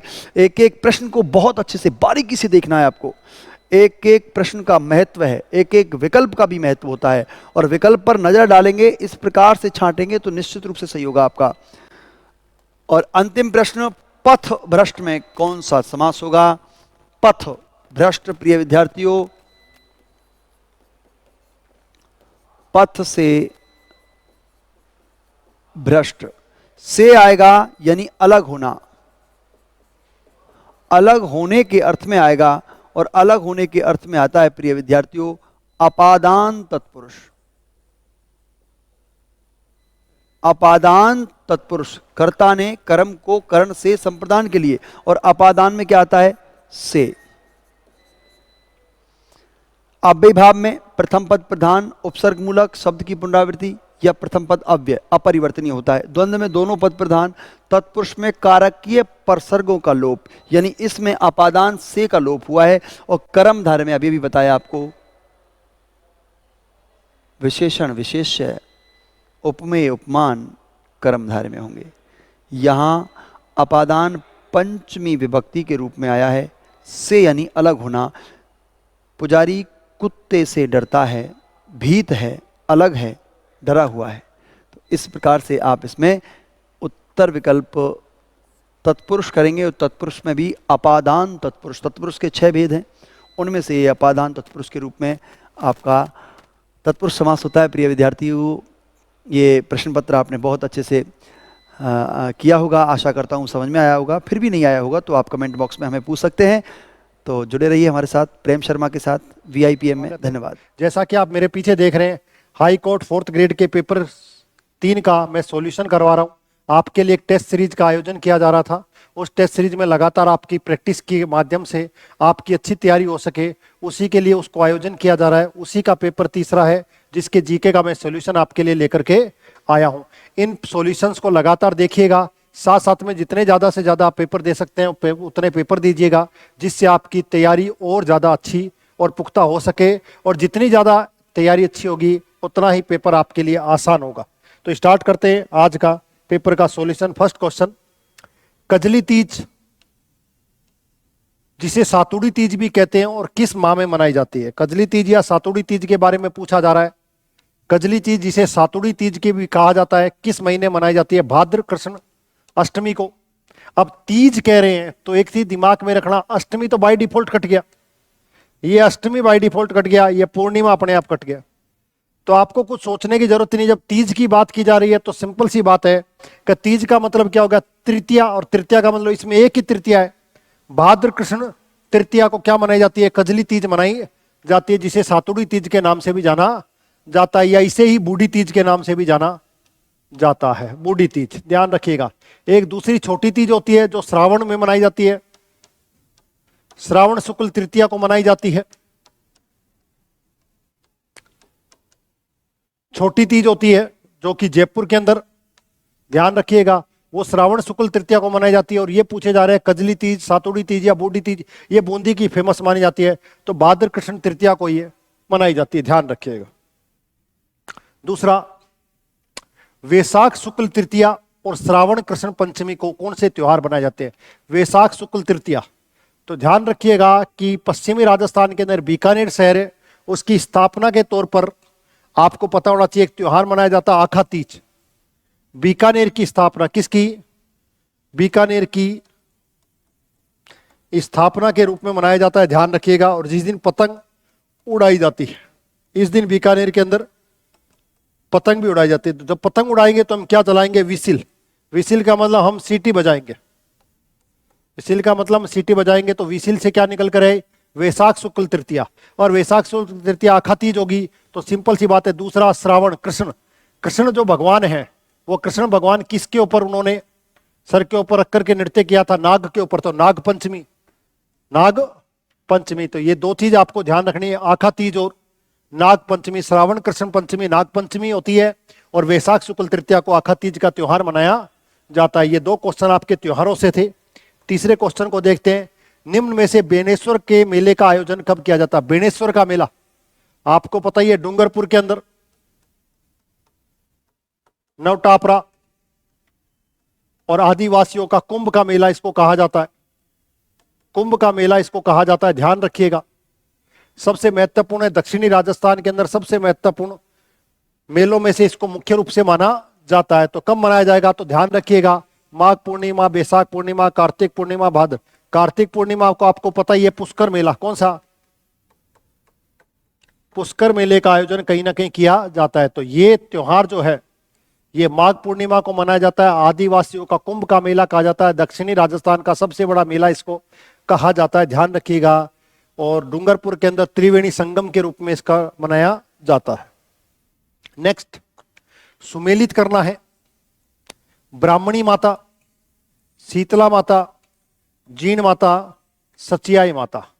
तो आपको कहीं ना कहीं देखना है एग्जाम्स के अंदर। ब्राह्मणी माता सोरसेन, शीतला माता चाक्षु महामाया के रूप में जाना जाता है। जीण माता रेवासा सीकर चौहानों की कुलदेवी के रूप में इसको जाना जाता है। और सचियाई माता ओसिया राठौड़ों के रूप में इनको जाना जाता है। तो ये चार माताएं हैं, और चारों के स्थान के रूप में इसको पूछा गया था। तो ब्राह्मणी माता सोरसेन 12, शीतला माता चाक्षु जयपुर, जीण माता रेवासा सीकर चौहानों के लिए, और सचियाई माता ओसिया जोधपुर। तो एक का भी, एक का दो, एक का दो, एक का दो और दो का तीन, 2 3 4 1। तो एक नंबर इसका ऑप्शन क्या होगा? सही होगा। नेक्स्ट, सुमेलित कीजिए। एक तरफ कुछ व्यक्ति की उनके उपमा दे रखी है, और दूसरी तरफ उनके कैरेक्टर्स दे रखे हैं। पंचपीर लोक देवताओं से संबंधित क्वेश्चंस है। तो जाहर पीर के रूप में किसको जाना जाता है? आपको पता ही है, गोगा जी को कहीं ना कहीं जाहर पीर के रूप में जाना जाता है। शिव के अवतार के रूप में तेजा जी को जाना जाता है। लक्ष्मण के अवतार के रूप में पाबू जी को जाना जाता है। और रामसा पीर के रूप में कहीं ना कहीं आपको देखने को मिलेगा रामदेव जी को जाना जाता है। पीरों का पीर रामसा पीर, पीरों का पीर रामसा पीर के रूप में जाना जाता है। तो ध्यान रखिएगा, इस तरह का भी क्वेश्चन आपके एग्जाम में कहीं ना कहीं देखने को मिलेगा। तो देखिएगा, पहले का 3, पहले का 3, दूसरे का 4, दूसरे का 4। तो सी नंबर क्वेश्चन इसका क्या होगा? आपके लिए करेक्ट होगा। फिर देख लीजिएगा, जाहर पीर के रूप में गोगा जी, शिव के अवतार के रूप में तेजा जी, लक्ष्मण के अवतार पाबू जी, और साथ साथ में रामसा पीर, पीरों का पीर, पीरों का पीर रामसा पीर। इनको ध्यान रखिएगा। तो इसका आंसर क्या होगा? सी इसका आंसर होगा। निम्न में से मोठड़े की पगड़ी कब पहनी जाती है? पगड़ियों से कहीं ना कहीं आपके एग्जाम्स में क्वेश्चन आपको देखने को मिलेगा। निश्चित तौर पर कोई ना कोई क्वेश्चन होगा, ध्यान रखिएगा। तो मोठड़े की पगड़ी कब पहनी जाती है? होली के अवसर पर, श्रावण पर, विवाह के उत्सव पर, और संक्रांति पर। यानी कि मोठड़े की जिसके अंदर कई सारे लहरियां आपको दिखाई देंगे, उस तरह की पगड़ी के बारे में पूछा गया कि ये पगड़ी किस त्योहार के अंदर पहनी जाती है। तो ध्यान रखिएगा, जब घर के अंदर क्या होता है, विवाह उत्सव जैसा प्रोग्राम होता है, उस समय लोगों के द्वारा अपने सिर के ऊपर जो साफा बांधा जाता है उसे मोखड़े की पटड़ी या मोठड़े की पगड़ी या साफे के रूप में जाना जाता है। नेक्स्ट, चोल, निकोल, पट्टा, दुकुल, चोरसो विभिन्न नाम क्या हैं? अंगरखी के, ओढ़नी के, चोली के या घाघरे के। ये अलग अलग महिलाओं के वस्त्र हैं, और इन वस्त्रों से कुछ ना कुछ क्वेश्चन पूछा गया है कि ये कहां पर पहरे जाते हैं, या फिर ये किस प्रकार के वस्त्र हैं? तो अंगरखी के रूप में इसको जाना जाता है, ओढ़नी के रूप में, चोलिया, घाघरा। तो ये सारे के सारे जितने भी प्रकार है, ये सारे के सारे आपको ध्यान रखने हैं, ओढ़नी के रूप में इनको जाना जाता है। यानी कि ये सारे के सारे कहीं ना कहीं ओढ़नी के प्रकार के रूप में जाने जाते हैं। चोल, निकोल, पट्टा, दुकुल, चोरसो, ध्यान रखिएगा। नेक्स्ट क्वेश्चन, राजस्थान में झोरवा गीत है। एक गीतों से संबंधित क्वेश्चन कहीं ना कहीं आपके एग्जाम में देखने को मिलेगा, हर एग्जाम के अंदर कहीं ना कहीं देखने को मिलता है, तो इसको ध्यान रखिएगा। झोरवा किस तरह का? एक वीर गीत, एक जन्म उत्सव गीत, एक वधु गीत, या फसल रोपते समय गाया जाने वाला गीत। कई बार आपने देखा होगा बच्चे के जन्म के समय भी इस तरह के गीत आपको देखने को मिलते हैं, तो ध्यान रखिएगा कि जन्म के समय जच्चा या होलर गाया जाता है, बुझाई के समय ओल्यू गाया जाता है, ध्यान रखिएगा, ओल्यू गीत। ठीक है, तो झोरवा एक तरह का क्या है? वीरे गीत है, आपको ध्यान रखना है। इस तरह का एक गीत और भी है, कुर्जा। कुर्जा भी एक तरह का वीरे गीत के रूप में जाना जाता है, इसको ध्यान रखिएगा। नेक्स्ट क्वेश्चन, तो इसका आंसर क्या होगा? ये वीरे गीत है। राजस्थान में लोक नृत्य और उसके प्रचलन क्षेत्र के संबंध में निम्न में से कौन सा युग्म सही नहीं है? सही नहीं है, एक तरफ क्षेत्र दे रखा है, गीदड़, शेखावटी, ढोल नृत्य जालोर, बम रसिया नृत्य बीकानेर, और डांडिया नृत्य मारवाड़। इसमें पूछा गया गलत कौन सा? तो गीदड़ नृत्य शेखावटी के अंदर बिल्कुल, संग नृत्य भी शेखावटी के अंदर, कच्ची घोड़ी भी शेखावटी के अंदर आपको देखने को। ढोल नृत्य जालोर बिल्कुल सही है। बम रसिया नृत्य बीकानेर की बात करें तो बीकानेर के अंदर आप अग्नि नृत्य को देख सकते हो। बम रसिया नृत्य जो है वो भरतपुर के अंदर किया जाता है, भरतपुर क्षेत्र के अंदर किया जाने वाला नृत्य बम रसिया कहलाता है। तो ये आपका गलत हो गया, बाकी सारे सही थे, तो इसका आंसर क्या होगा? सी इसका आंसर होगा, ध्यान रखिएगा। नेक्स्ट, त्याग कमाया कामड़ा, त्याग कमाया कामड़ा दई ने दीजो दोस्त। राजस्थानी लोकोक्ति का क्या अर्थ है? कि राजस्थान की लोकोक्ति है, त्याग कमाया कामड़ा दई ने दीजो दोस्त। किसी और को क्या दोष दोगे? समझ में गया? अपने किए हुए कर्मों के लिए ईश्वर को दोषी नहीं ठहराना। ऐसा व्यक्ति जो अपनी औकात बोलकर बड़ी बातें करे, त्याग दुश्मन का भी अच्छा नहीं होता है। लक्ष्य से भटका हुआ व्यक्ति सार्थक कार्य नहीं कर सकता। इस तरह की भी आपके कहीं ना कहीं, तो इसमें दिखा त्याग कमाया कामड़ा, तो त्याग किए कमाड़े को दई ने दीजो दोष। अगर आप एक शब्द भी पकड़ दोगे तो यहां पर दोषी एक ही शब्द आ रहा है, बाकी किसी में भी आपको दोषी शब्द देखने को नहीं मिल रहा है। तो अपने किए हुए कर्मों के लिए ईश्वर को दोषी नहीं ठहराया जा सकता, ये इसी का अर्थ है, इसी लोकोक्ति का। त्याग कमाया कामड़ा, त्याग दई ने दीजो दोष। आपने काम खुज गया लेकिन दूसरे को आप किसी और को दोष देना चाह रहे हो, इसी से संबंधित ये लोकोक्ति है। और एक शब्द पकड़ लेते तो आपको समझ में आ जाता, दोष दोष दोषी, बस। आप मां बिना सुर्गे कठे, राजस्थानी कहावत का सही अर्थ क्या? आप मां बिना सुर्गे कठे, राजस्थानी कहावत का सही अर्थ क्या है? लाल आसमान वर्षा का सूचक होता है। विनती अपने हाथ करना राम के हाथ, अपने हाथ से काम करने पर ही पूरा होता है। बारिश की बात बटो ही करते हैं। चार चीजें इसमें दे रखी है, ध्यान रखिएगा। आपको इससे क्या लगता? आप, तो आपसे भी पकड़ सकते थे कि एक ही शब्द है अपने। आप मां बिना स्वर्गे कठे, अपने मां के बिना स्वर्ग कहां मिलता है? तो आप मां बिना स्वर्गे कठे, अपने मां के बिना स्वर्ग कहां मिलता है? मां के पास ही हमेशा स्वर्ग मिलता है। वो इसमें कह रहे अपने हाथ से काम करने पर ही काम क्या होगा? पूरा होगा। इस लोकोक्ति का अर्थ ये निकलता है, ये इसमें कहा क्या गया? अपने मां के पास ही आपको स्वर्ग महसूस होता है। सेम वैसे का वैसा ही है, अपने हाथ से कुछ करेंगे तभी काम पूरा होगा, दूसरे के भरोसे बैठने से काम पूरा नहीं होगा। समझ में आ गया? तो अपने किए के लिए खुद को ही कर्म करना पड़ता है। अगर किसी को कोई सफलता चाहिए तो सफलता के लिए कर्म भी उसको खुद को ही करना पड़ेगा। आप सोचो तैयारी कोई और करे और फल किसी और को मिले, ऐसा संभव नहीं है। सेम वही कह रखा है, आप मां बिना स्वर्ग कठे। और अगर वैसे भी होता तो ये भी ध्यान रखना, ठीक है। नेक्स्ट, आम पके नीचो नवे अरड़ आकसा जाए। आम पके नीचो हुए, अगर आम का मतलब कोई भी फल अगर पकता है तो उसकी डाली क्या हो जाती है? नीचे हो जाती है, क्योंकि वो भारी हो जाता है। अरड़ आग सा जाए, नहीं तो क्या होगा? आग की तरह हो जाएगा। समझा? अरड़ आग सा, आग होता है पश्चिमी राजस्थान के अंदर जो बोया जाने वाला है। तो उससे समझ में आए तो उसने कहा इसका अर्थ क्या है? इस लोकोक्ति का सही अर्थ समझना है। तो उसने कहा आम पके जो नीचा होए तो समय समय की राग। सज्जन व्यक्ति सामर्थ्य पाकर विनम्र बनते हैं, बिल्कुल ये देखिएगा, आम जैसे ही पक जाता है तो उसका भार हो जाएगा, वो नीचे लटक जाएगा। सेम सज्जन जो व्यक्ति होगा, अगर वो सामर्थ्यवान होगा तो सामर्थ्यवान होने पर वो विनम्र बनेगा। कोई व्यक्ति योग्य होगा और अपनी प्रसिद्धि प्राप्त करेगा, जैसे जैसे उसको प्रसिद्धि प्राप्त होगी उसके व्यवहार में कहीं ना कहीं आप परिवर्तन होते हुए देखोगे, तो विनम्र बनते हुए देखोगे। जबकि दुष्ट व्यक्ति सामर्थ्य पार करके क्या हो जाता है, घमंडी हो जाता है। तो यहां पर क्या रखा, अरड़ आक्सा जाए, समझ में आ गया। अगर आप आम की तरह होगे तो नीचे हो जाओगे, और नहीं तो दूसरे की तरह, अगर आग की तरह होगे तो कैसे हो जाओगे, घमंडी हो जाओगे। सेम वैसे ही बताया गया। सज्जन व्यक्ति जो सक्सेस हो जाता है, जो सज्जन होता है, वो कहीं पर भी राग ढिढोरा नहीं करता, उसके व्यवहार के अंदर किसी भी प्रकार का कोई अग्रेसन नहीं आता है। वो जैसे जैसे सक्सेस होता जाएगा वैसे वैसे उसके व्यवहार के अंदर विनम्रता, सॉफ्टनेस आती चली जाएगी। उसी से रिलेटेड ये लोकोक्ति है, तो आप आराम से इसको कर सकते थे। कुछ भी चीज आपको नहीं आती है तब भी आप इसका आंसर निकाल सकते थे। राजस्थान के संदर्भ में पचवेड़ा या पछेवड़ा क्या है? जूट पट्टी, कच्ची मिट्टी के खिलौने, मोटी सूल का सोल या हस्त निर्मित कागज। पचवेड़ा या पछेवड़ा के बारे में पूछा गया तो ध्यान रखिएगा कि ये एक तरह का क्या है कि जो आप मोटी सूती सोल, जो सोल आप ओढ़ते हो, उसी की एक प्रकार बताया गया है। कौन सा? पछेवड़ा। ध्यान रखिएगा।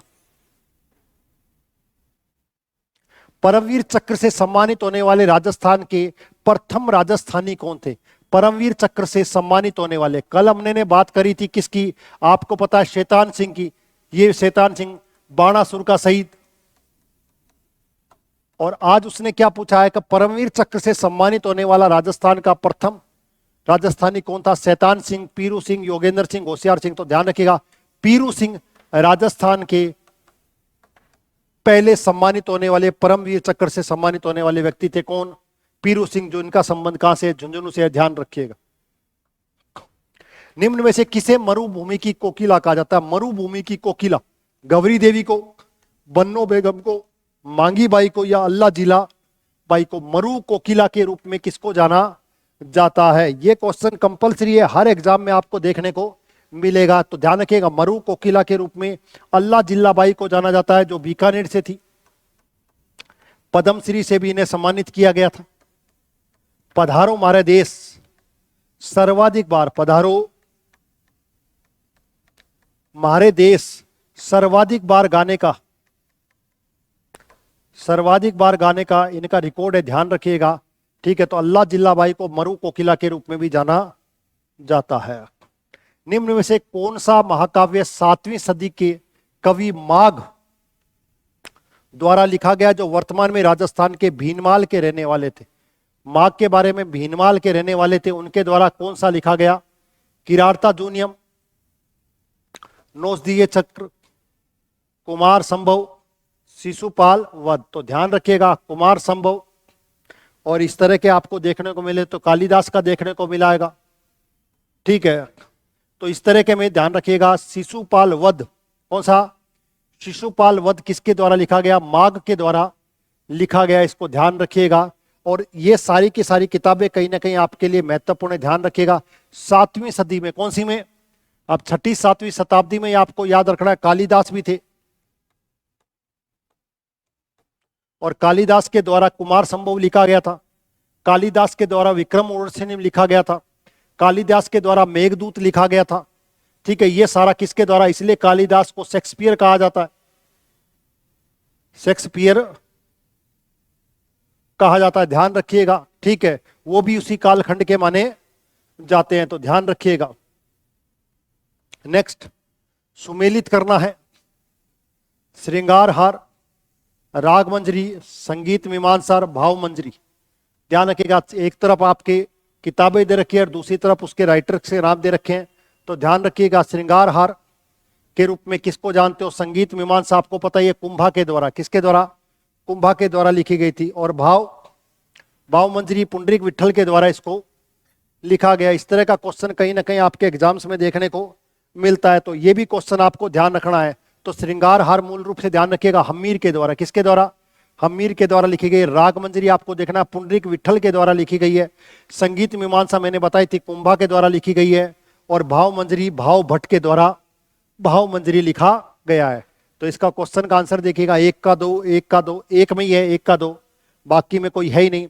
फिर बता रहा हूं, श्रृंगार हार हमीर के द्वारा लिखा गया, राग मंजरी पुंडरीक विठल के द्वारा, संगीत मीमांसा राणा कुंभा के द्वारा लिखा गया, और भाव मंजरी भाव भट्ट के द्वारा लिखा गया। ध्यान रखिएगा। नाकोड़ा एक है, नाकोड़ा है क्या है? एक झील है, तांबा खनन क्षेत्र है, अभ्रक खनन क्षेत्र है, या धार्मिक केंद्र है, ये बताएं। नाकोड़ा के बारे में बताना है आपको। तो नाकोड़ा बाड़मेर के अंदर आपको देखने को मिलेगा। कहां पर? यहां पर नाकोड़ा भैरव का मंदिर है, तो एक तरीके से क्या हो गया, कहीं ना कहीं धार्मिक केंद्र के रूप में नाकोड़ा को जाना जाता है। निम्न में से किसे यूनेस्को की विश्व पुरातन धरोहर सूची में शामिल नहीं किया गया? यूनेस्को की विश्व पुरातन सूची में शामिल नहीं किया गया। गागरोन का किला, आमेर का किला, जंतर मंतर जयपुर, या मेहरानगढ़? कौन सा यूनेस्को की लिस्ट में शामिल नहीं किया गया? इसको ध्यान रखिएगा। तो किसको शामिल नहीं किया गया? यूनेस्को की विश्व पुरातन, कौन सी विश्व पुरातन की? ध्यान रखना, ढंग से क्वेश्चन को पढ़िएगा और उसके बाद उसका जवाब दीजिएगा आप कि विश्व पुरातन धरोहर के रूप में जाना गया। पुरातन कैसे होगी? तो मेहरानगढ़ को शामिल नहीं किया गया है क्योंकि पुरातन नहीं है वो, ध्यान रखिएगा, इसलिए। बाकी सब लगभग बहुत पुराने माने जाते हैं। शेखावटी क्षेत्र में राजस्थान के निम्न में से किस भू आकृति का विभाजन का भाग है? शेखावटी क्षेत्र राजस्थान के निम्न में से किस भू आकृति का विभाजन है? शेखावटी क्षेत्र जिसको आप पढ़ते हो आंतरिक प्रवाह का क्षेत्र, जिसके अंदर कई सारी आप नदियों को देखते हो, उसी तरह का ये क्वेश्चन कहीं ना कहीं आपके एग्जाम्स में पूछा गया, इसको ध्यान रखिएगा। तो किसका होगा? सिंपल सी, पूर्वी मैदानी क्षेत्र पूर्व में है ही नहीं, पश्चिम मरुस्थल में है ही नहीं, अरावली में नहीं है, अर्ध शुष्क प्रदेश। कौन सा? अर्ध शुष्क प्रदेश के रूप में जाना जाता है, जिसको आप राजस्थान बांगर भी कहते हो। कौन सा? राजस्थान बांगर के रूप में जाना जाता है। और बांगर का मतलब होता है पुरानी मिट्टी, यानी कि पुरानी जलोढ़ मिट्टी से जो निम्न मैदान है होता है, जलोढ़ मिट्टी, वो शेखावटी प्रदेश के रूप में जाना जाता है। और अर्ध शुष्क है, अर्ध शुष्क का मतलब स्टेपी प्रदेश है। कैसा? स्टेपी प्रदेश है, यानी कि आधा सूखा आधा गीले जैसी यहाँ पर आपको जलवायु दिखाई देगी। निम्न में से अरावली पर्वत श्रृंखला में निम्न में से किस भूभाग का, अरावली पर्वतमाला किस भूभाग का हिस्सा? अंगारा लैंड का, गोंडवाना लैंड का, हिमालय का, या पूर्वांचल का? तो अरावली आपको पता ही है, अंगारा से कोई लेना देना नहीं है, पूर्वांचल। तो अरावली गोंडवाना लैंड का हिस्सा है। विश्व की सबसे प्राचीनतम वलित श्रेणी की पर्वतमाला मानी जाती है। और अवशिष्ट, क्योंकि ये बहुत पुरानी है तो अवशेष इसके ज्यादा बचे हुए हैं, ध्यान रखिएगा। धीरे धीरे घिस करके ये समाप्त हो चुकी है। नेक्स्ट, निम्न में से कौन सा कथन सही नहीं है? सही नहीं बताना है। देश के कुल क्षेत्रफल में राजस्थान का क्षेत्रफल 10.41 है, बिल्कुल सही है। राजस्थान का उत्तर से दक्षिण का विस्तार 869 है, ये देखना पड़ेगा। देश के उत्तर पश्चिमी भाग में अवस्थित है राजस्थान, देश के बिल्कुल ये भी सही है। राजस्थान राज्य की सीमा की कुल लंबाई 5920 है। तो उत्तर पश्चिम आपको ध्यान रखोगे तो ये वाली बात पूछ रहा है वो, इसको ध्यान रखिएगा। उत्तर पश्चिम, तो उत्तर पश्चिम की लंबाई 826 किलोमीटर है, जबकि ये वाली लंबाई 869 किलोमीटर है। ये पूरी की पूरी परिधि 5920 है, ये ध्यान रखिएगा। और 3,42,239 जो है वो 10.41 है। इसका मतलब 20 का आंसर क्या होगा? गलत। यहां पर 869 नहीं होना चाहिए था, 826 होना चाहिए था। नेक्स्ट क्वेश्चन सुमेलित कीजिए। जगरोती, डाडी, नागरचोल और धावड़ी, एक तरफ आपको क्या दे रखी है? भाषाएं दे रखी है, और दूसरी तरफ उनके जिले दे रखे हैं, इसको ध्यान रखिएगा।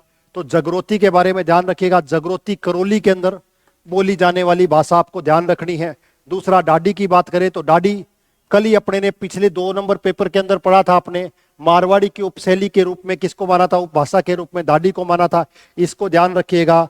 नागरचोल आपके टोंक में बोली जाती है, और धावड़ी आपकी उदयपुर के अंदर बोली जाती है। बोलियों से क्वेश्चन कहीं ना कहीं देखने को मिलेगा। तो पहले का है 4, दूसरे का है 3, तो 4 और 3, तो इसका मतलब ए नंबर ऑप्शन इसका सही होगा।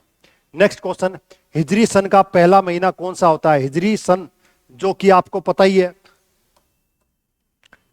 622 ईस्वी में, 622 ईस्वी के अंदर मोहम्मद साहब के द्वारा मक्का से मदीना यात्रा के समय चलाया गया हिजरी संवत था। तो मोहर्रम, साबान, रमजान, या इसको तो ध्यान रखिएगा। इस तरह का क्वेश्चन आपके आ जाए तो मुहर्रम हिजरी संवत का पहला महीना मुहर्रम के रूप में मनाया जाता है। इसको ध्यान रखिएगा। 24 के आंसर क्या होगा? मुहर्रम।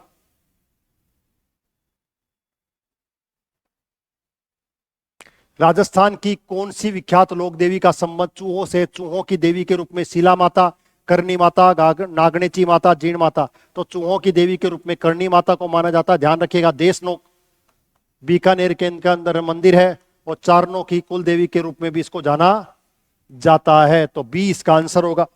तो ये आपके 25 क्वेश्चंस थे जो कि थर्ड पेपर के अंदर सॉल्यूशन जो आपको दिया गया पेपर उसका सॉल्यूशन था। इस तरीके से आपके लगातार पेपरों के सॉल्यूशन आपको मिलते रहेंगे। लगातार आप टेस्ट सीरीज को ज्वाइन करिए और अपनी प्रैक्टिस को और ज्यादा अच्छा कीजिए, जिससे आपके आने वाले एग्जाम्स में आपके लिए निश्चित तौर पर सफलता मिल सके। तो नए नेक्स्ट क्लास के अंदर नए पेपर सॉल्यूशन को लेकर आएंगे। जब तक के लिए सभी को थैंक यू वेरी मच।